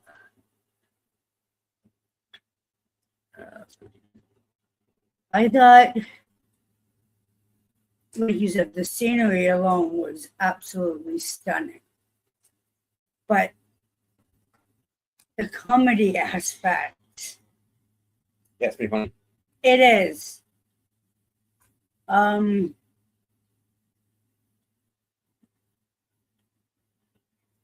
you have a favorite part? And this one, I like the jetpack, and I did like that underwater fight. Yeah, mine was the underwater fight. And the way they steal those nukes in the beginning is really cool too. They have like this little like mini submarine thing. Yeah, So yeah, those are the few of the highlights I like. I love it. I like the underwater fight scene. Yeah, it's brutal and it keeps going. But I can see how some people argue like it's too slow and that's the part's a little too long. Like I get it, it is really long, but it just keeps going and going and going, and it's so. But it has to make the story. Yeah, it's all about getting the nukes back. I was saying before, this one pretty much set that cliche for terrorists to steal the nukes and hold them for ransom. Yeah, yeah. A lot of movies copied that after this movie came out. Was what a copy actually in a little bit. All right, so that's Thunderball. We're on the 5th movie now. Let me just check real quick. How are we doing for a time? Hour 20, not bad, not bad. It'll be about 2 hours probably by the end. That's cool. Oh, yeah, that's for later. Okay. So now we're on You Only Live Twice.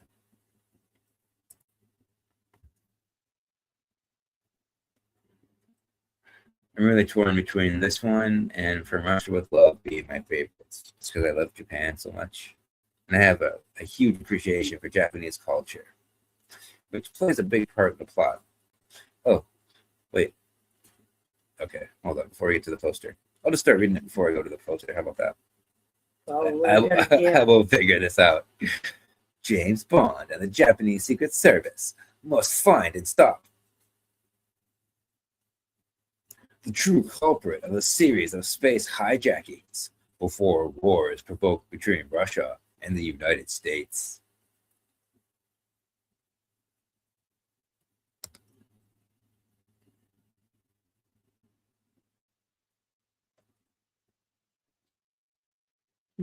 Okay.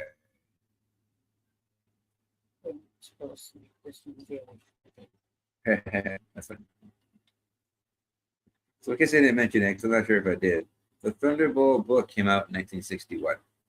Side note. Okay, well, moving on now. You Only Live Twice. The movie came out in 1967. The book came out in 1964. It was directed by Lewis Gilbert. It was written by Roald Dahl, of all people. Yes, the same guy that wrote Matilda and James and the Giant Peach. And so many more. Charlie and the Chocolate Factory. That's another reason why I like this movie, because it's just so wacky and it feels like his kind of style. Like, it's really cool. And this movie gets wacky. But I think really the last movie is when it really starts to push the limit of, you know, like the wackiness limit. Yeah. It gets wackier from here, but that's the first time where, because Goldfinger, it goes over the top, but it's still like, hey, this is really cool. It's not like, what are you doing? There's some things in the last movie, like the jetpack. It's like, what is this? But it's just so cool. Wacky doesn't mean bad, not always. There's bad wacky. We'll talk about bad wacky. Well, in this episode, actually, we'll talk about bad wacky. But anyways. The jump packs were kind of cool. You can go on your own little vacation. Exactly. And no paying for airfare. Yep. So in this one, Donald Pleasance plays Ernst Stavro Blofeld. This is the first time we actually see the character on screen. And he was the inspiration for Dr. Evil in the Austin Powers movies. It's got Teru Shimada as Mr. Osato and Karen Dor as Helga Brandt. Or Karen Dor? Sorry if I butchered that. M is played by Bernard Lee. Q is played by Desmond Llewellyn. I don't know why I can't say that for the life of me. Llewellyn, right? Yep. Llewellyn. Llewellyn. Yes. Yeah, I'll get it. Okay. Moneypenny was Lois Maxwell again. Felix Leiter does not appear in this movie, sadly. The Bond girls are Kito Wakabayashi as Aki and Mie Hama as Kissy Suzuki. This was made on a budget of $9.5 million, and it made $111.6 million at the box office. So it wasn't made for as much. Oh, no, wait, hold on. It was made for just as much as the last movie, a little bit more, but it did not make as much. No, as it did not. Made 111. Thunderball made 141. I had to double check that. So I actually think this is a better movie than Thunderball. The reason for Oh, that for sure. is because this has some of the most spectacular production design. Like you thought before was spectacular. Wow, like the space stations. Like you see Blofeld's lair in this one. It's so massive and it's so cool. What else? It's got memorable Japanese locations. It shows old Japanese castles. Then it goes into like this ninja school. And again, it's massive. The sense of scale is so big. It gives you a sense of appreciation. Yeah. It also set the cliche for the volcano lair in spy movies or action movies.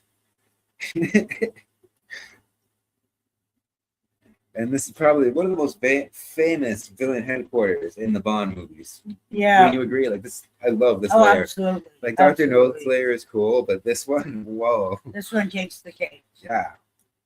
Some of the cons, I think the plot does stretch the credibility. Like this movie's even wackier than the last one. But I don't even care. It's because I love it. It's just so cool. They also do this thing where James Bond has to like, that's the, arranged marriage, is what they call it. Yeah. So yeah, some of the stuff in this movie might be like frowned upon these days. It hasn't aged as well. And also James Bond actually disguises himself as a Japanese man.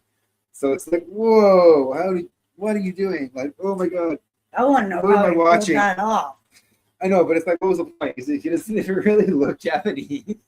But it's like these eye slits on him, and like, oh, it's really bad, actually. We were laughing about it. We couldn't believe it. Because this movie had a warning beforehand. We're like, what's with the warning? And then that scene happens where he turns Japanese. It's like, oh. That's what the warning was for. Oh, okay. Because I guess Yeah. some people could see that. What as is going on offensive. here? Yeah.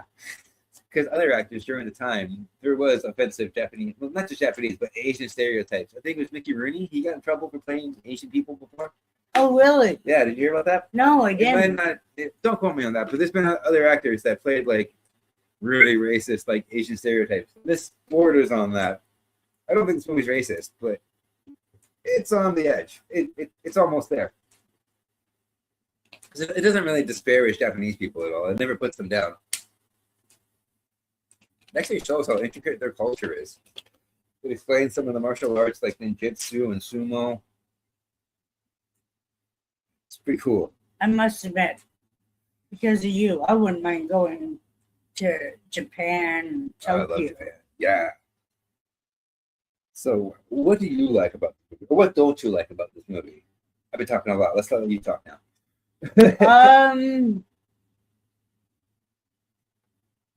What I don't like, Something you don't like about this movie? at times I thought it was kind of slow moving. It does slow down, especially when it goes to the ninja school. Yeah, but although the ninja school was really cool to see the behind the scenes aspect of, I don't know if that's really how they learn to become ninjas. Oh yeah, no, yeah, they went to But- schools like that. It gives you a new appreciation seeing the behind the scenes and the training that's involved.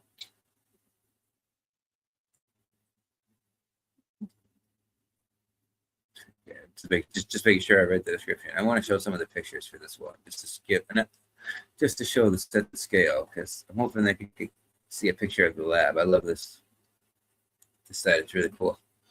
If it loads. And I do like her. She's a good Bond girl. Yeah, I thought she did very well. can't talk about the Bond movies without talking about the Bond girls. Oh, absolutely not. I think she played her role incredibly. Yeah, that was Kissy something. Sorry, I got my notes here. Hold on. What is happening? Okay, cool. Let's put this one home. That was Kissy Suzuki, the girl that you're talking about. Her. Okay. Cool. There's Aki. That's the other one. Okay, let's see. There's Blofeld. Again, the makeup in this is amazing. This set the stereotype for like stroking the white cat, and you can see the inspiration for Dr. Evil. Donald Pleasance is so good. I wonder if that's in the old cartoon, Inspector Gadget. It probably did inspire Inspector Gadget. Claw. Yeah. Yeah, that would not surprise me. I don't know what made me think of that just now. Such an iconic villain. Just that image right there. That's what inspired it. Yeah. That's such an iconic image. Even there, that one. Whenever you see a villain stroking a cat, it's because of this movie. Yeah. Hands down. And I gotta give Blofeld, he's evil, but he loves his damn cat. Oh, does he? So really, how evil can you be if you love your cat that much? You can be very evil towards humanity. True. Just because you Scrap love stealing your rockets. baby doesn't mean you can't be evil towards humanity. And talk about over the top. I mean, this movie literally starts with a rocket opening up and swallowing a smaller rocket. Kind of like A big fish swallowing a small fish. Yeah. Is that what you're gonna say? Yeah. Sorry. So he finishes my sentences all the time. I do. Yes, they do have a picture.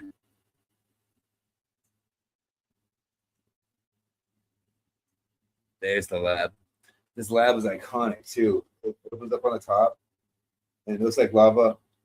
But then, like, the helicopter comes in, and it's so cool. And then the rockets come out of this hole. When you're standing at the so top big. of what looks like a volcano, Yeah.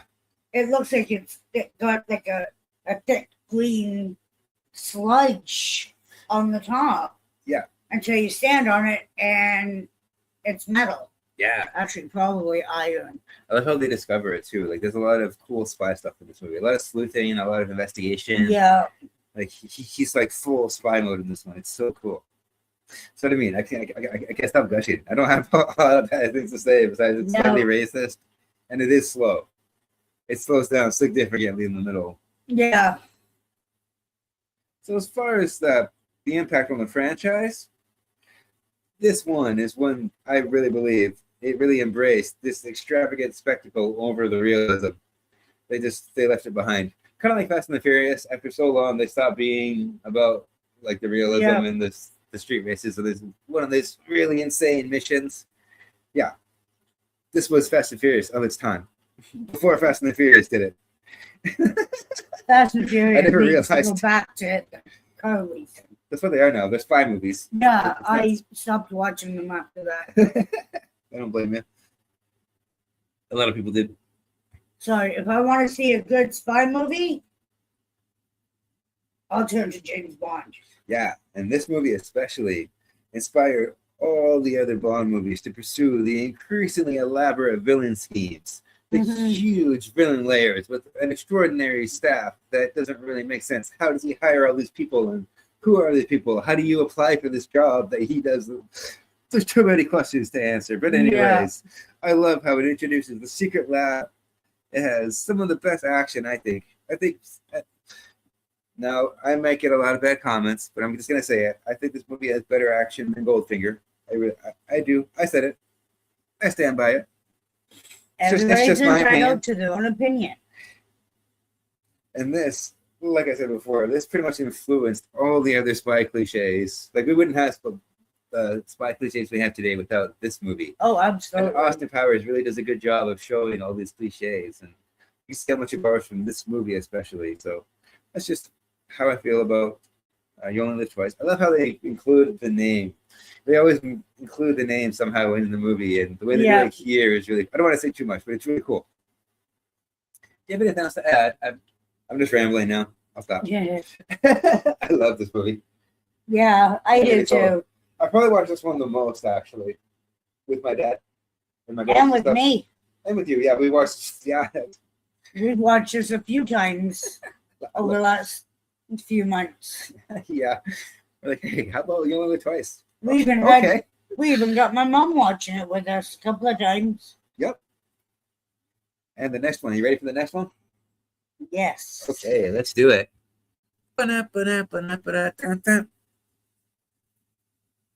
Diamonds are forever. I don't want to scare away your audience. Okay? You didn't finish the lyric, or you didn't finish the song. I'm not singing. I don't want to scare away your audience. Are you insane? I have no shame. Sorry for the bad singing. I just love to sing, and I'm not ashamed. Diamonds are Come on, forever. I don't even sing at karaoke anymore. All right, here's the plot. A diamond smuggling investigation leads to James Bond to Las Vegas, where he uncovers an evil plot involving a rich business tycoon. It's really hard to read when it's moving around like that. Yeah. Did you notice that? It jumped on me. I noticed it's been doing that a lot. It's been so glitchy. I don't know why. Maybe I I gotta got- like, refresh my laptop. No, that was me. I put the thing. I love this poster. The Scream 70s. This was the first movie of the 70s for the Bond franchise, by the way. And you can tell just by this poster, it's so like cliche. Not cliche, it's so cheesy and so 70s. Yeah. Okay, Very cheesy. it screams Saturday Night Fever for some reason. I don't know why. The graphics were really sad. But you got to think, with the little technology they had back then, they didn't have the technology that we've got now. Yeah. So they did the best they could with what they had.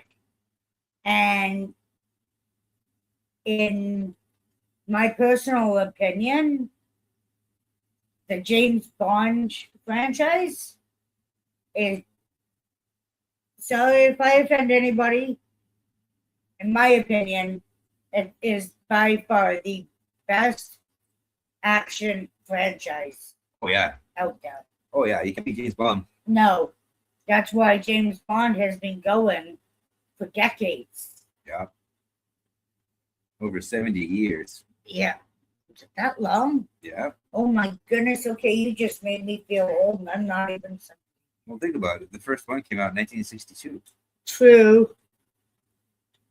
And the franchise 12 has years aged. before I was born. And eventually, as you see, well, you'll see as we go along, and you, the viewers, will see as well as the franchise adapts over time. In the 60s and 70s, in the 50s even, people were more afraid of the Russian and U.S. conflict, Yeah. mainly because of the Cold War, right? Everyone was trying to get to space first. That's why all the space influences. It's funny how movies reflect times, right? Mm-hmm. Life imitates art. But anyways, Diamonds Are Forever. The book came out in 1956. It was directed by Guy Hamilton. It was written by Richard Maybaum and Tom Mankiewicz. The villain in this one is Charles Gray as Blofeld. Not as good as Donald Pleasance, but we'll get to that. It's also got Bruce Glover and Putter Smith as Mr. Wint and Mr. Kidd. And these guys, they're like the comic relief villains, but they're really funny. They're cool. I like these guys. They're memorable. Something about them reminds me of Jay and Silent Bob. I have another theory. I think they're a gay couple. I think they're sleeping together. It's possible. Because the one thing he says something about, oh, she's attractive for a woman. You know what I mean? Yeah. Yeah. They make a lot of weird comments like that. Well, not weird, but they make a lot of comments where it makes you think. It's like, wait. They are very Odd. that puts it right. I think that actually might be a bit of an understatement. It's got Bernard Lee as M. Q is, let me say it, Desmond Llewellyn. Llewellyn. God damn it, I can't say it. Okay, moving on. Moneypenny, Lois Maxwell. Felix Leiter was played by Norman Burton in this one. Recast again for no seemingly reason. The Bond girls in this one. Jill St. John is Tiffany Case. and Lana Wood is Plenty O'Toole.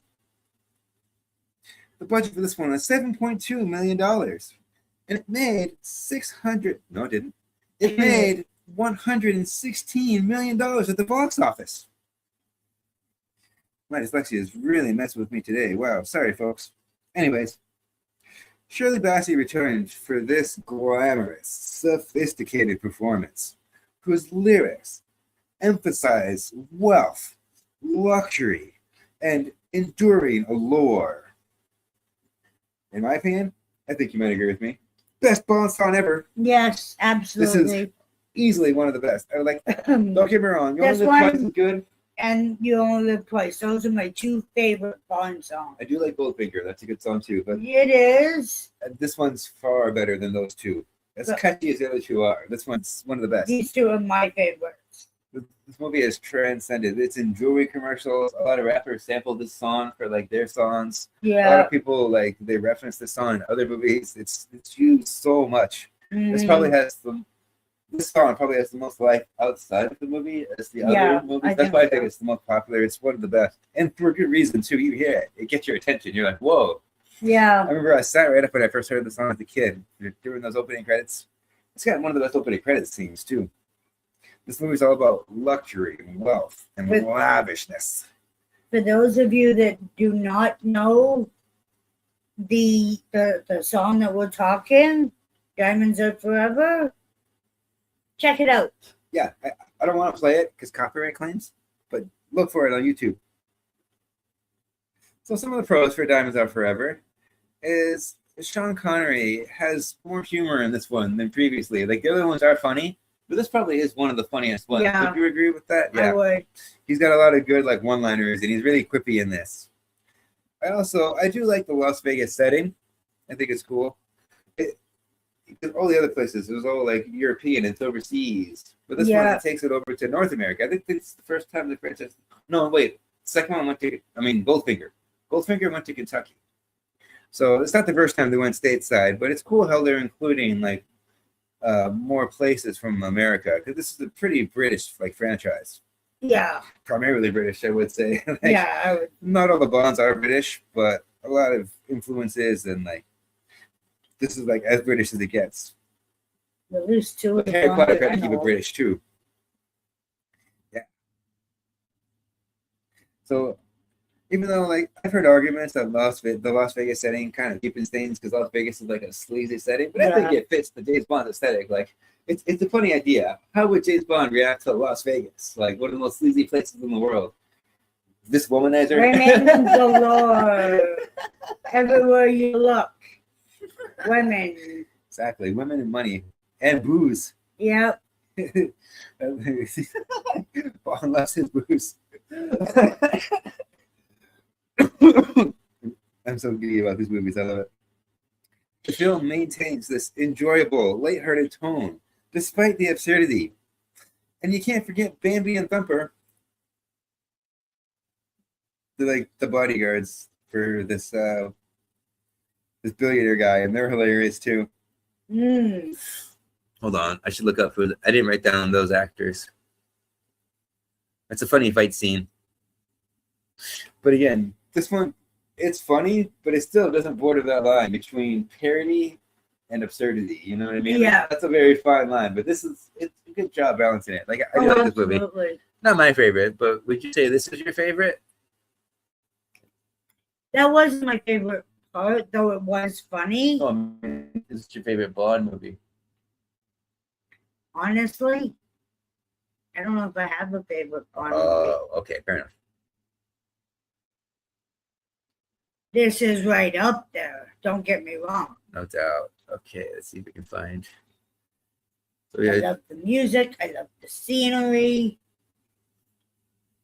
I didn't like Charles Gray's Blofeld. He's not as good Yeah. as Donald And Pleasance was. I'm a big fan of Sean Connery.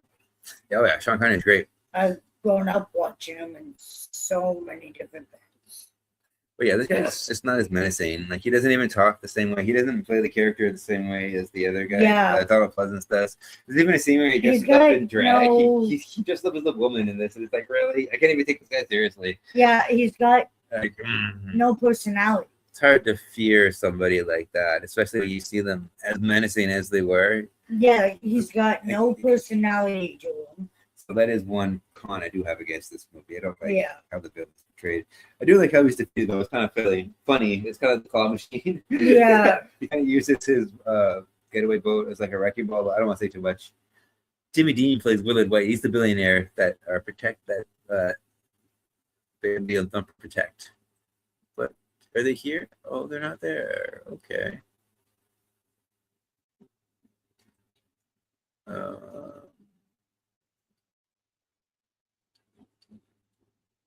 Okay, so let's go here. Bambi and Thumper. Of course, we can't do this the easy way. It has to make it difficult. Diamonds are forever. I just feel compelled to sing it. Gotta do that. So that I will pull up that picture. Maybe I can find a picture. It's them there. Cool. That was actually easier than I thought it would be. It's a black and white photo, but that's fine. Please load for me. Yay, it's working. Yeah, now you're asking a lot for it to load. Okay, here we go. Trina Parks and Lola Larson. So I'm assuming since she's listed first. I'm not sure which one's which, but Trina Parks and Lola Larson are Bambi and Thumper. That pool scene's funny too. I didn't know there was a pool there. Yeah, go for a dip.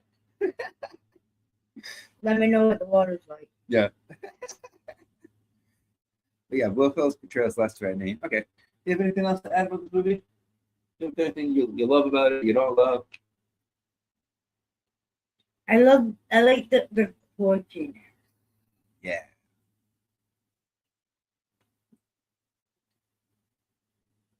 And the absurdities. It's bonkers. It's fun. Yeah.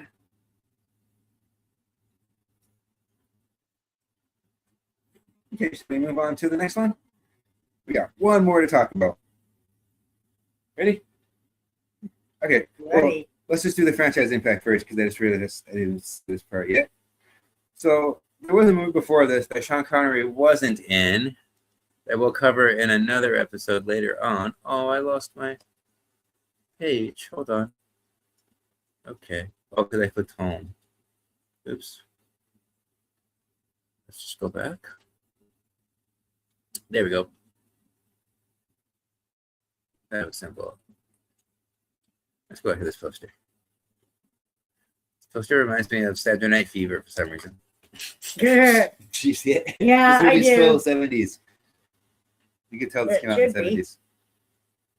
All right, so as far as the franchise impact goes, there was a movie before this that we'll cover later on. It was called On Her Majesty's Secret Service. But this was Connery's triumphant return to the franchise. And it restored commercial confidence after the other one wasn't as well received financially or commercially. Uh-oh, lost my spot. Again. No, it jumped on me. Sorry. I don't know why everything's jumping around on me today. I've had technology problems all day. Anyways. It's technology. It's not liking you today. Yeah. Anyways. Where was I? Here we go. Okay. Initially, at the time, it did receive mixed reception, but it has got better reviews over time. People hold it in a higher regard than they used to. So you really see how times change. People's opinions change over time too. When I was a kid, I didn't like this movie as much as the other ones, but you don't really understand what's going on as a kid, especially when it comes to like Las Vegas and stuff. Yeah. I love Q's inventions. It's like a magnet, and he wins on all the slot machines like right in a Yeah. row. I think I It's want so one of cool. those. Yeah, we need one. But you can really see how this really pushed the humor. This movie, Yeah. a lot of movies try to copy the humor in this one after this, and the spectacle. Somehow this movie went even bigger and more bombastic than You Only Live Twice did. And I thought that was hard to do. So you can see the spectacle influence in later Bond films. And this one, they really prioritized entertainment and absurdity, like kind of what you were saying, over the realism or dramatic continuity. But that's okay. When a movie's this much fun, who cares? It's all about entertainment, right? It's all about having fun. This is it. Like, we're talking all about James Bond and the Bond girls. But what about the directors and writers? Yeah. They've done an amazing job at making these movies. Especially like giving each one its own unique identity too. Like, yeah, the action scenes are similar. There's a lot of car chases, a lot of gunfights. But still, each movie has its own distinct flavor. Would you agree with that? Absolutely. Absolutely. Like, you know which one you're watching just by looking at it. You're like, oh, this is Diamonds Are Forever. Oh, you're watching Goldfinger. Yeah. Oh, I know what you're watching. Now, to the writers and directors, kudos. Yeah. You've done an amazing job. Bravo. Okay, so now we have to talk about Never Say Never Again. And the test of time defines that. Yep. So I'll be honest, I don't like this movie very much. And I'll explain why. We'll get to that. Never say never. Never, never, never say never. Never, never say never again. Here it is. The movie came out in 1983. Okay, here's the poster. Actually, wait. I'll say the title first. Not the title. I said the title already. I'll say the description first. Good idea. James Bond is called upon to try to recover a nuclear bomb stolen by Spectre, but he will have to get rid of a professional assassin, hired especially to eliminate him. If this sounds familiar, it's because this is actually a remake of Thunderball. Let me explain. First of all, I forgot to mention before, do you know where the name Thunderball comes from? No, I don't. Okay, it's actually pretty cool.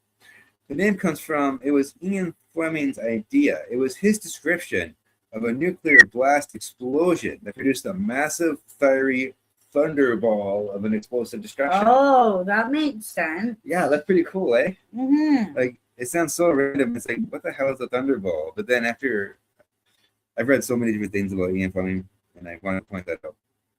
Things do make sense. Okay, so here's the poster. Kind of bland, not really anything special. I don't think very highly of this movie, and I'll get into why in a little bit. But let's start from the beginning. This was directed by Irving Kershner. Now, if that name sounds familiar to you, it's because this guy, literally just a few years before this movie, he directed The Empire Strikes Back. A small little independent film you've never heard of before. Oh, yeah. So I don't know how you go from one of the greatest movies ever made to this, one of the worst Bond movies ever made. It was written by Lorenzo Sempler Jr., so a different writer. The villain was Klaus Maria Van Deur, sorry to butcher that, as Maximilian Largo. I don't think he played the character as well as the other Largo was. No. That guy was creepy. And then Max von Sydow is Blofeld. And again, he's not as good. No. Not memorable. I actually forgot he was in it. And then I was going through the cast. I'm like, wait, Blofeld's in that one? That's bad. You did not leave an impact on me, sir. A lot of it could be the change of the writer. The writer changed, the director changed. Yeah. The director, he's a great director. He's directed a lot of other good movies besides Empire. But anyways, the whole cast is different. M is Edward Fox. Q is actually a different character. Q is now Algernon. That's his character's name. He's like fulfilling the role as Q. And he's played by Alec McCowan. Moneypenny is Pamela Salem. Felix Leiter is Bernie Casey. The Bond girls are Kim Basinger as Domino. And Barbara Carrera as Fatima in this one. And this one also has Rowan Atkinson as Nigel. I'm sorry, but I can't take your movie seriously if you have Mr. Bean as one of your main like spies helping James Bond. Yeah, and There's so much sorry. slapstick in this too. It's funny. No offense to anybody, I do not like Kim Basinger. Oh, really? Why? Interesting. Go on. I don't know. She gets under my skin. Fair, fair. Some people are just like And that. so to see her in a Bond movie kind of really makes me not want to watch it because I dislike her. And this was just 6 years before she started in Batman too, in '89. Yeah. So before that, she was a Bond girl. I keep forgetting that she was a Bond girl. You made no impact on me, ma'am. So this movie was made for $36 million, and it did make $160 million at the box office. This was Sean Connery's 7th and final appearance as James Bond. It's a shame. He was a good James Bond. However, this movie was produced independently from Eon Studios. They did not make this movie. So that's why it doesn't include the classic gun barrel in the beginning. And that's why it doesn't have the traditional Bond theme music. You people realize I'm going to be listening to this all night now. Good thing I love you. So the song, the title track, thank you, I love you too. It was performed by Lanny Hall. The song has a contemporary 80s pop kind of vibe, and in my opinion, this does not fit the Bond aesthetic whatsoever. Like, this doesn't even sound like a Bond song. They don't have a classic, like, intro scene. The way they put the music on him, it starts with a training exercise, so there's, like, no suspense. Like, you don't even know what's going on at first. When you realize, oh, he's not really in danger. He's just training. Yeah. It doesn't even start with a bang. This movie's so boring. Oh, okay. I'll get into it. I think it could have been much better. Yep. But I have, for whatever TV show, whatever movie, I always say it's the characters that make the movie. Exactly. As well as the writers and the directors. You gotta have the right cast. Yep. Without the right cast, it's not gonna be as good as what it could be. Yeah, and since this is an unofficial Bond song, you can really tell the quality is lacking. This whole thing just kind of feels like a dollar store Bond movie, if that makes sense. Yeah.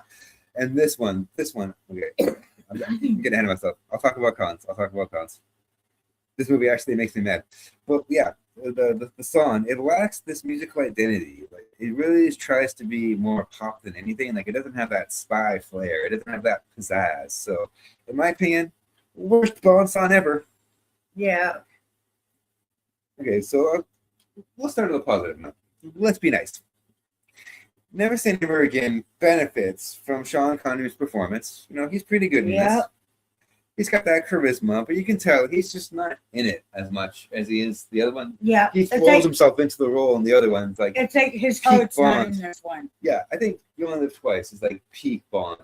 Maybe you could say Thunderball, because you can tell he's still kind of getting used to the character. Even by Goldfinger, he's still kind of getting used to it. Yeah. He tries to be funnier. It works.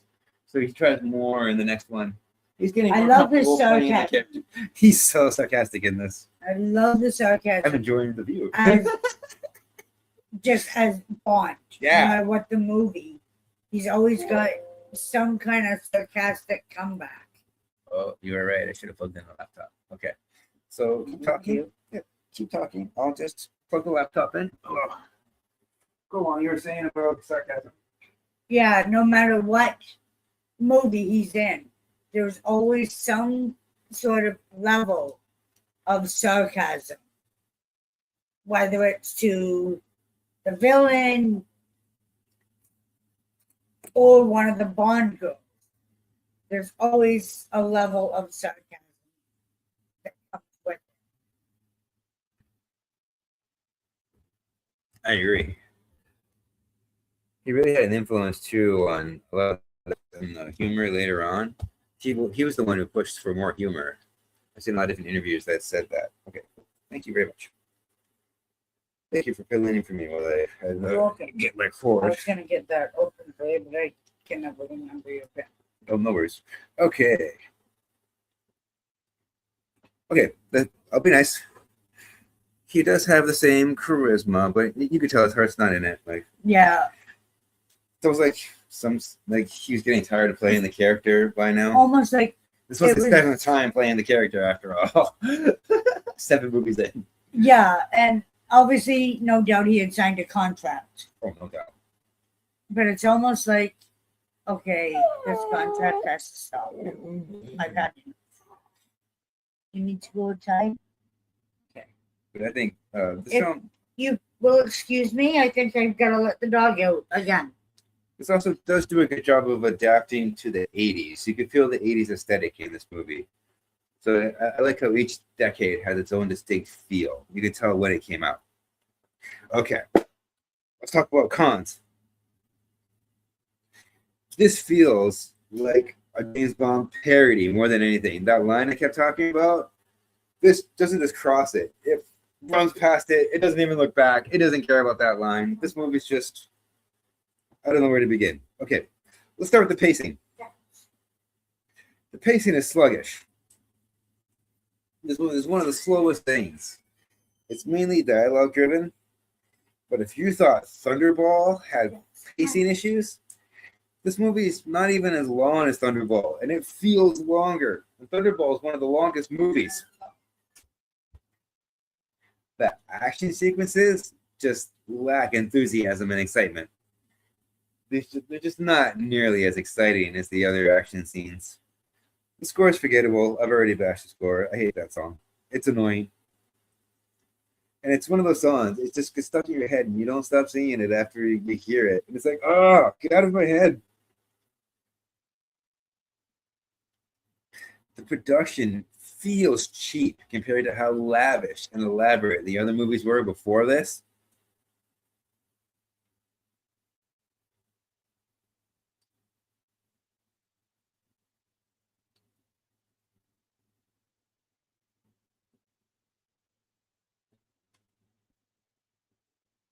And then there's the slapstick. This movie's got so much slapstick, it's ridiculous. There's so many times where I just roll my eyes. I'm like, really?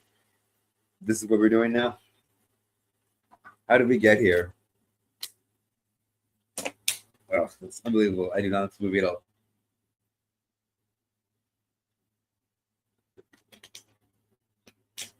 Like, compared to the other movies, this looks like a made-for-TV movie. Like, it's hard to believe this was even released in theaters.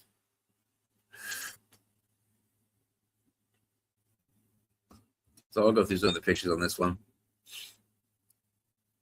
Let me just check to see if there's any comments first of all. No comments. That's cool. Gonna wrap things up shortly. We're going over 2 hours. Which is about what I was hoping for. Well, like what I was aiming for. Anyways, let's get some pictures here. So yeah, here's the villain.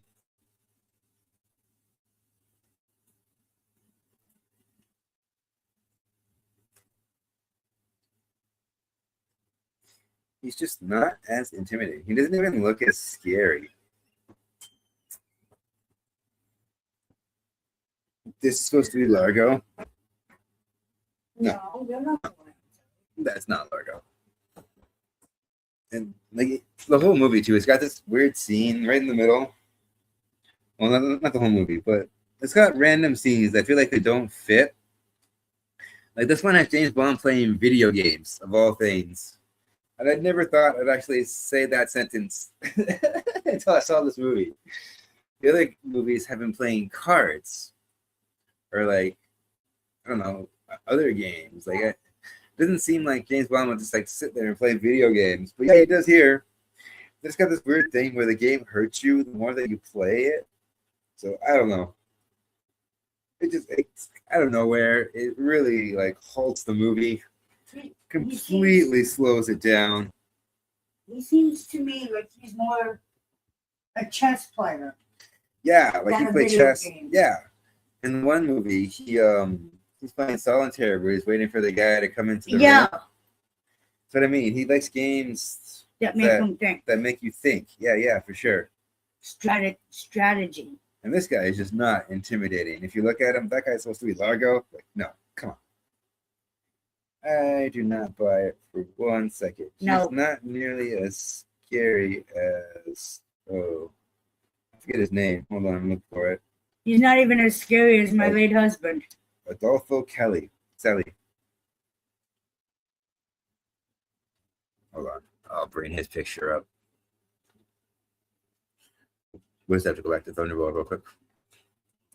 But yeah, there is a huge legal battle all about Thunderball. I'll get into it here shortly. I'll just wait for him to come back because I thought you might be interested in Absolutely. the legalities behind Thunderball and why this movie is so similar.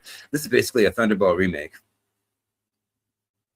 Because we watched this one, and then we watched Thunderball, and then the next day we watched this one. And I never really realized how similar they were until you watch them back to back like that. I'm like, this is Thunderball. What's going on here? So I want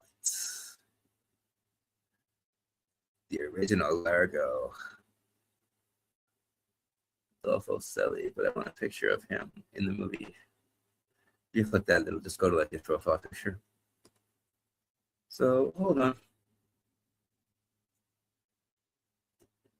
Gallery. And then we'll just sort through the pictures. Adolfo Selly. I can picture him in my head. Yeah. Largo. This guy's intense. This guy's scary in Thunderball. He actually plays chess in that movie, though. I don't know why they switched it from chess to video games. And they play cards in Thunderball, remember? Well, what year did this one come out? Thunderball was the 60s. No. The movie we're talking now. Okay, Thunderball was 65. And then You Only Live... Sorry, Never Say Never Again? Yeah. Never Say Never Again. That's when he was playing video games. Yeah. That came out in 83. Oh, That's why I got you. trying to keep up with the times, because in the 80s, a lot of kids were playing video games.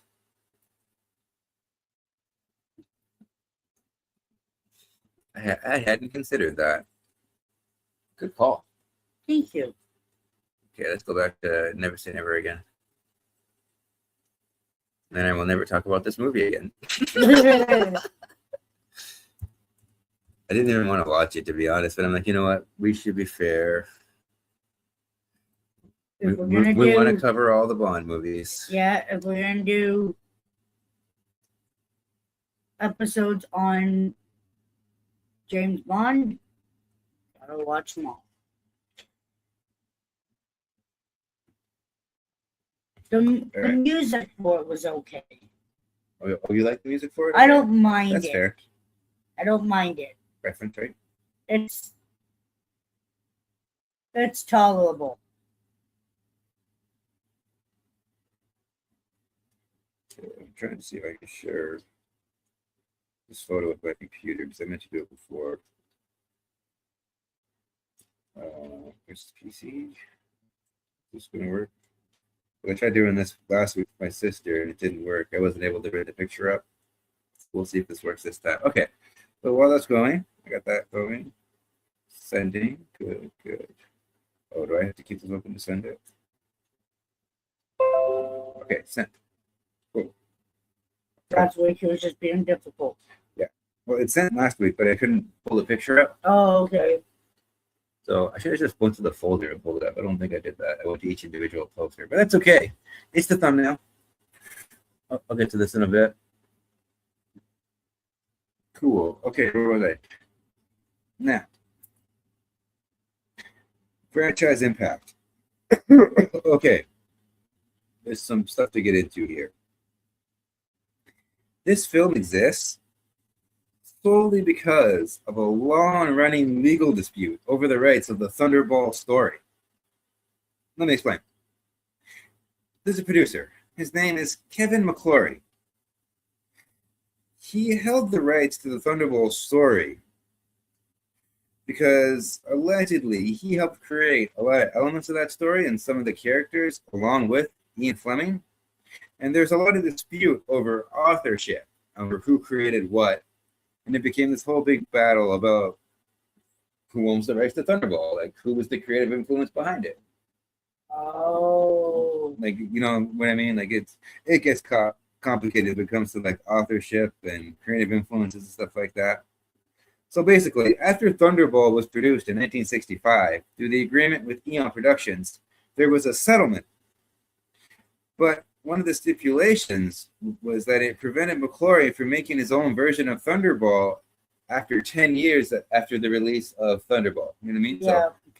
So Thunderball came out, but he couldn't make his own version until 10 years later. So once that restriction expired in the mid-70s, he eventually produced Never Say Never Again as an independent remake. So he didn't use the same studio. He got all new talent for everybody. He wanted to try his own thing from the ground up. And it's really weird to think about it, too, because they tried so hard and they fought so much for this story. And this version, in my opinion, pales in comparison to absolutely. Thunderball. Absolutely. So, fun fact. This film actually came out around the same time as Octopussy with Roger Moore. So, it started this whole famous Battle of the Bonds when those two movies were in theaters. They competed against each other. Do you remember that when it came out? Mm-hmm. This is before my time. I was born in 85. Cool. That's funny. Then you remember that. I was only a kid, but I remember it. So, aside from that, this has had very little lasting influence on the franchise. None of the other movies really reference this one. They reference Thunderball, but not this. It's kind of funny. Yeah. None of the other actors came back to play other characters. Like, it's not the same Largo. It's not the same Blofeld. Like, this movie is kind of irrelevant now. Sorry to say. And again, it's really sad and kind of strange because after this, McClory spent years trying to produce more Bond films, but he never came up with new stories. He kept trying to remake this movie. And none of those other movies came to fruition. So this is the only thing that he was actually able to produce. And he spent so much time and energy on this story instead of coming up with new stories like Fleming did. Goes to show you have to use your own imagination and not always just steal movies that have already been done. Like stealing nuclear warheads. That's been done in so many movies now. Unfortunately, now, that's exactly what Hollywood does. Constantly stealing movies that were already done 20, 30, 40 years ago. Exactly. Because they don't have the creativity. I'm looking at you, Disney. Making all your live action remakes now. But anyways, it wasn't until the early 2000s when MGM finally got the rights back from McClory and the rights for Thunderball, reuniting them with the entire Bond franchise. And it ended the decades-long dispute. But imagine that. It went from the 80s to the early 2000s. It's a huge legal battle. Yeah. And then it finally ended when MGM just bought the rights back. You know, MGM owns Thunderball. It owns Never Say Never Again. It owns all of it. You can all find it on Crave in Canada. So, did you have anything else to add about Never Say Never Again? I wasn't sure if you knew about the legal trouble behind it. No, actually, I didn't. Did you find that interesting? I did. It was very informative. Really, it's your call if you choose to watch it. But it's not on my top recommendations for James Bond. Yeah, you can probably skip it. Like, you're not really missing much. It has one of the cheesiest endings, too. If you're trying to do what we've done and watch James Bond by the decades that they've come out, I guess in that scenario, you might want to watch it, but just be warned, it's not what you expect when it comes to James Bond. Not at all. No. Which is sad to say. James Bond is such a phenomenal franchise. So it's sad to see one that basically, compared to the rest, is a flop. Yeah, out of the ones we've talked about tonight, this is the only one that I would actually consider to be a bad movie. The other ones are great. Sure, they're ridiculous, they're flawed, but they're still fun. They have their moments. This one to me they're would be enjoyable. a small popcorn. I didn't even give this one a no popcorn. This movie's bad. I give it a small only because of Sean Connery. Fair enough. It gets a point for Sean Connery. it has a beginning, a middle, and an end. So 1 point.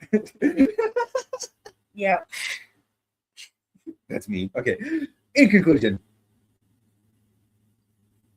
what comes to mind when you hear the words James Bond?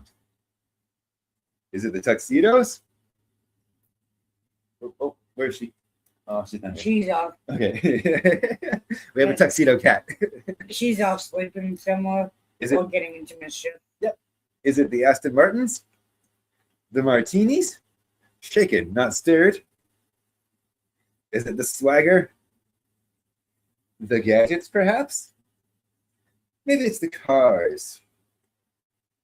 Is it the villains with grand ambitions and even grander evil layers? The women, perhaps? Or is it the exotic locations? Or the music? Regardless of your reason or what you think of first, these are recurring themes that are well established within the first of the original Sean Connery James Bond movies. He's a multi-generational character whose many adaptations have kept him relevant for over 70 years. Let's face facts. Women want him, and men want to be him. Yeah. Personally, I don't know how about you, but for me, I have fond memories watching these movies with my older brothers and with my dad. Growing up, I watched the Sean Connery ones, especially. Mm-hmm. They started me off at the beginning, and then we went through history. Yep, I have fond memories of growing up with my mom when I was a little girl watching. Yeah. And I'm fortunate enough now, as a grown middle-aged woman, I still get to sit and watch the James Bond movies with my mom. Yeah, and that's exactly my point. These have become family movies. You can sit with your grandma, your dad, your mom, your brothers, anybody, and you can all enjoy James Bond together, and that's a beautiful thing. Yeah. I love that. These became event films. Like, they still come out to this day. Whenever they come out, my family, we get together and we go see them. I haven't actually seen the Daniel Craig ones, so this is going to be an adventure for me. This is going to be a first-time watch. But all the other ones, like Pierce Brosnan, who's Bond after Brosnan? I'm not even sure. But yeah, Timothy Dalton. Like, when these movies came out, I was a 90s kid. So when the Bond movies came out in the 90s, it was Pierce Brosnan. And whenever those came out, our family was there at the theater. That's what I mean by event films. And no matter how many times I watch these Sean Connery movies, they never get old. Nope. So if you look at pop culture on a grand scheme of things, Agent 007 has influenced everything from Austin Powers to Friday the 13th, and even The Simpsons, which I mentioned before. Not to mention the countless wannabes in between. Mm-hmm. So many spy movies try to copy Bond. I know myself, whether my mom's sitting here with me, whether it's Mr. FLIXTER with me, or even if he's at work, I see a James Bond movie, I always put it on. Hell yeah. And I never say no. But I usually curl up with a glass of wine and watch James Bond. But tonight, since it is a family show, I'll stick to iced coffee.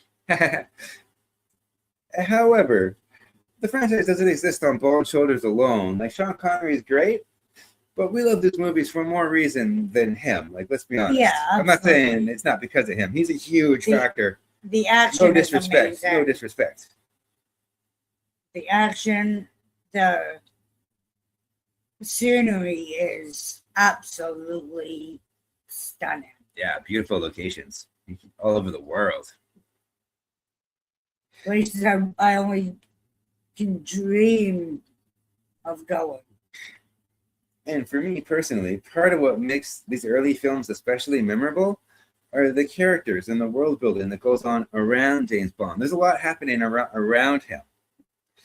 And these characters, these recurring characters that I kept mentioning throughout the episode, they help ground Bond. They actually improve his character because they show different facets of him. And I'll get into that here in a second. But they make that escapism a little bit more believable. They're the structure around all the chaos that is James Bond. Chaos tends to follow him wherever he goes. That it does. That it does. It would worry me if it didn't follow him. Yep. So just a quick recap. I imagine he would too. Yep. So just a quick recap. M is usually the authority figure who tries to, and often fails, to control Bond, tries to keep him tame. Q is the genius behind the gadgets, but their dynamic is like a strict father lecturing a stubborn, bad child. It's hilarious. He's the one person in the whole movies who does not like 007 because he's got no respect for his gadgets. And he tells him straight up, I don't joke about my gadgets, Bond. And he's always like, he's so serious. And he wants Bond to take it seriously. And he's just so annoyed by Bond. It's funny. Yeah. And then Moneypenny. She's the flirtation that never quite becomes reality. We've all had that person in life. Yeah. Felix is that recurring ally in a world of shifting loyalties. In the spy world, you never know who you can trust. You can rely on Felix. And I love that about the character. He's always there when Bond needs him. And he's the one guy he's the one guy that Bond can always rely on. He's like Bond's rock, you know what I mean? Yeah. Not Nigel, screw Nigel. So, I like to compare. So for me, James Bond to spy films is like Dracula to vampire movies. Stay with me. Both are defining figures for an entire genre. Even if you've never watched a spy movie, you probably know who James Bond is. You probably heard that name, or you heard 007. Yeah. You know of the character. Because some characters don't just exist within a certain genre, they become the genre. If that's not cultural immortality, then I don't know what is. That's what I think about James Bond. Yeah. I love the character, and that's why I think he's such an important character. He transcends the whole genre. He is the genre, basically, what I'm trying to say. Do you have anything to add? Growing up, watching Sean Connery as James Bond with my mom, when I found out that he wasn't going to be Bond anymore, I was very much worried that the next Bond wouldn't be able to fill those shoes. You really see the framework. Everyone tries to be Sean Connery. And that's But you what can never worries be me. Sean Connery. That's what worries me about the newer, more recent movies. Because Sean Connery left some pretty big shoes to fill. Hell yeah, I agree with that. Do you have anything else to say? No, that's about it. Okay. I think that pretty much covers everything.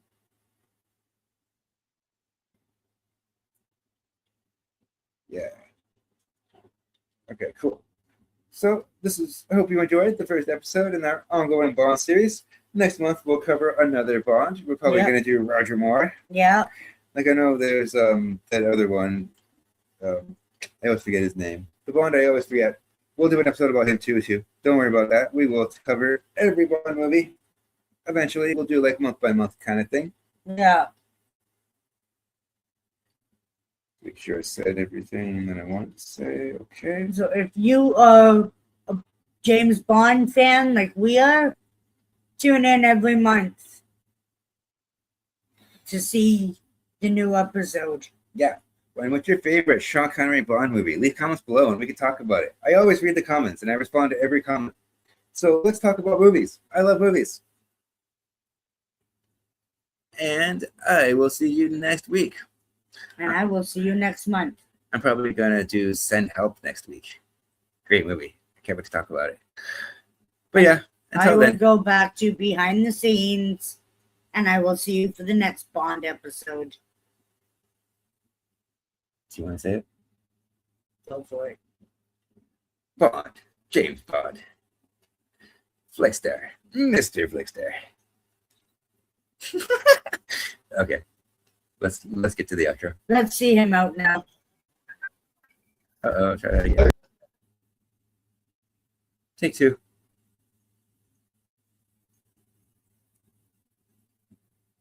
So, until next time, I'll see you at the movies. have a great day. Did you know that I'm a film critic for HorrorBuzz.com? You can read my reviews on their website, so I'll leave links below for that too.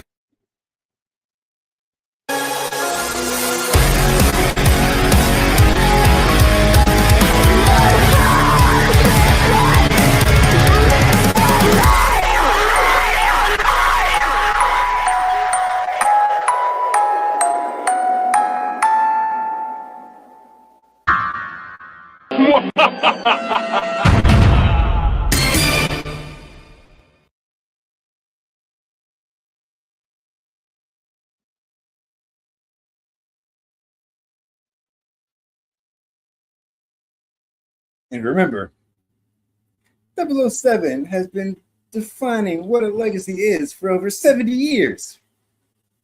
And he still looks cool while doing it. I'll show myself out. I'll help him find the door. I feel naked without a hat on, too. It feels so weird recording shows without a hat. I'm so used to it. But it wouldn't fit the look. So stay cool. James Bond cool. Bye. Good night. Ciao.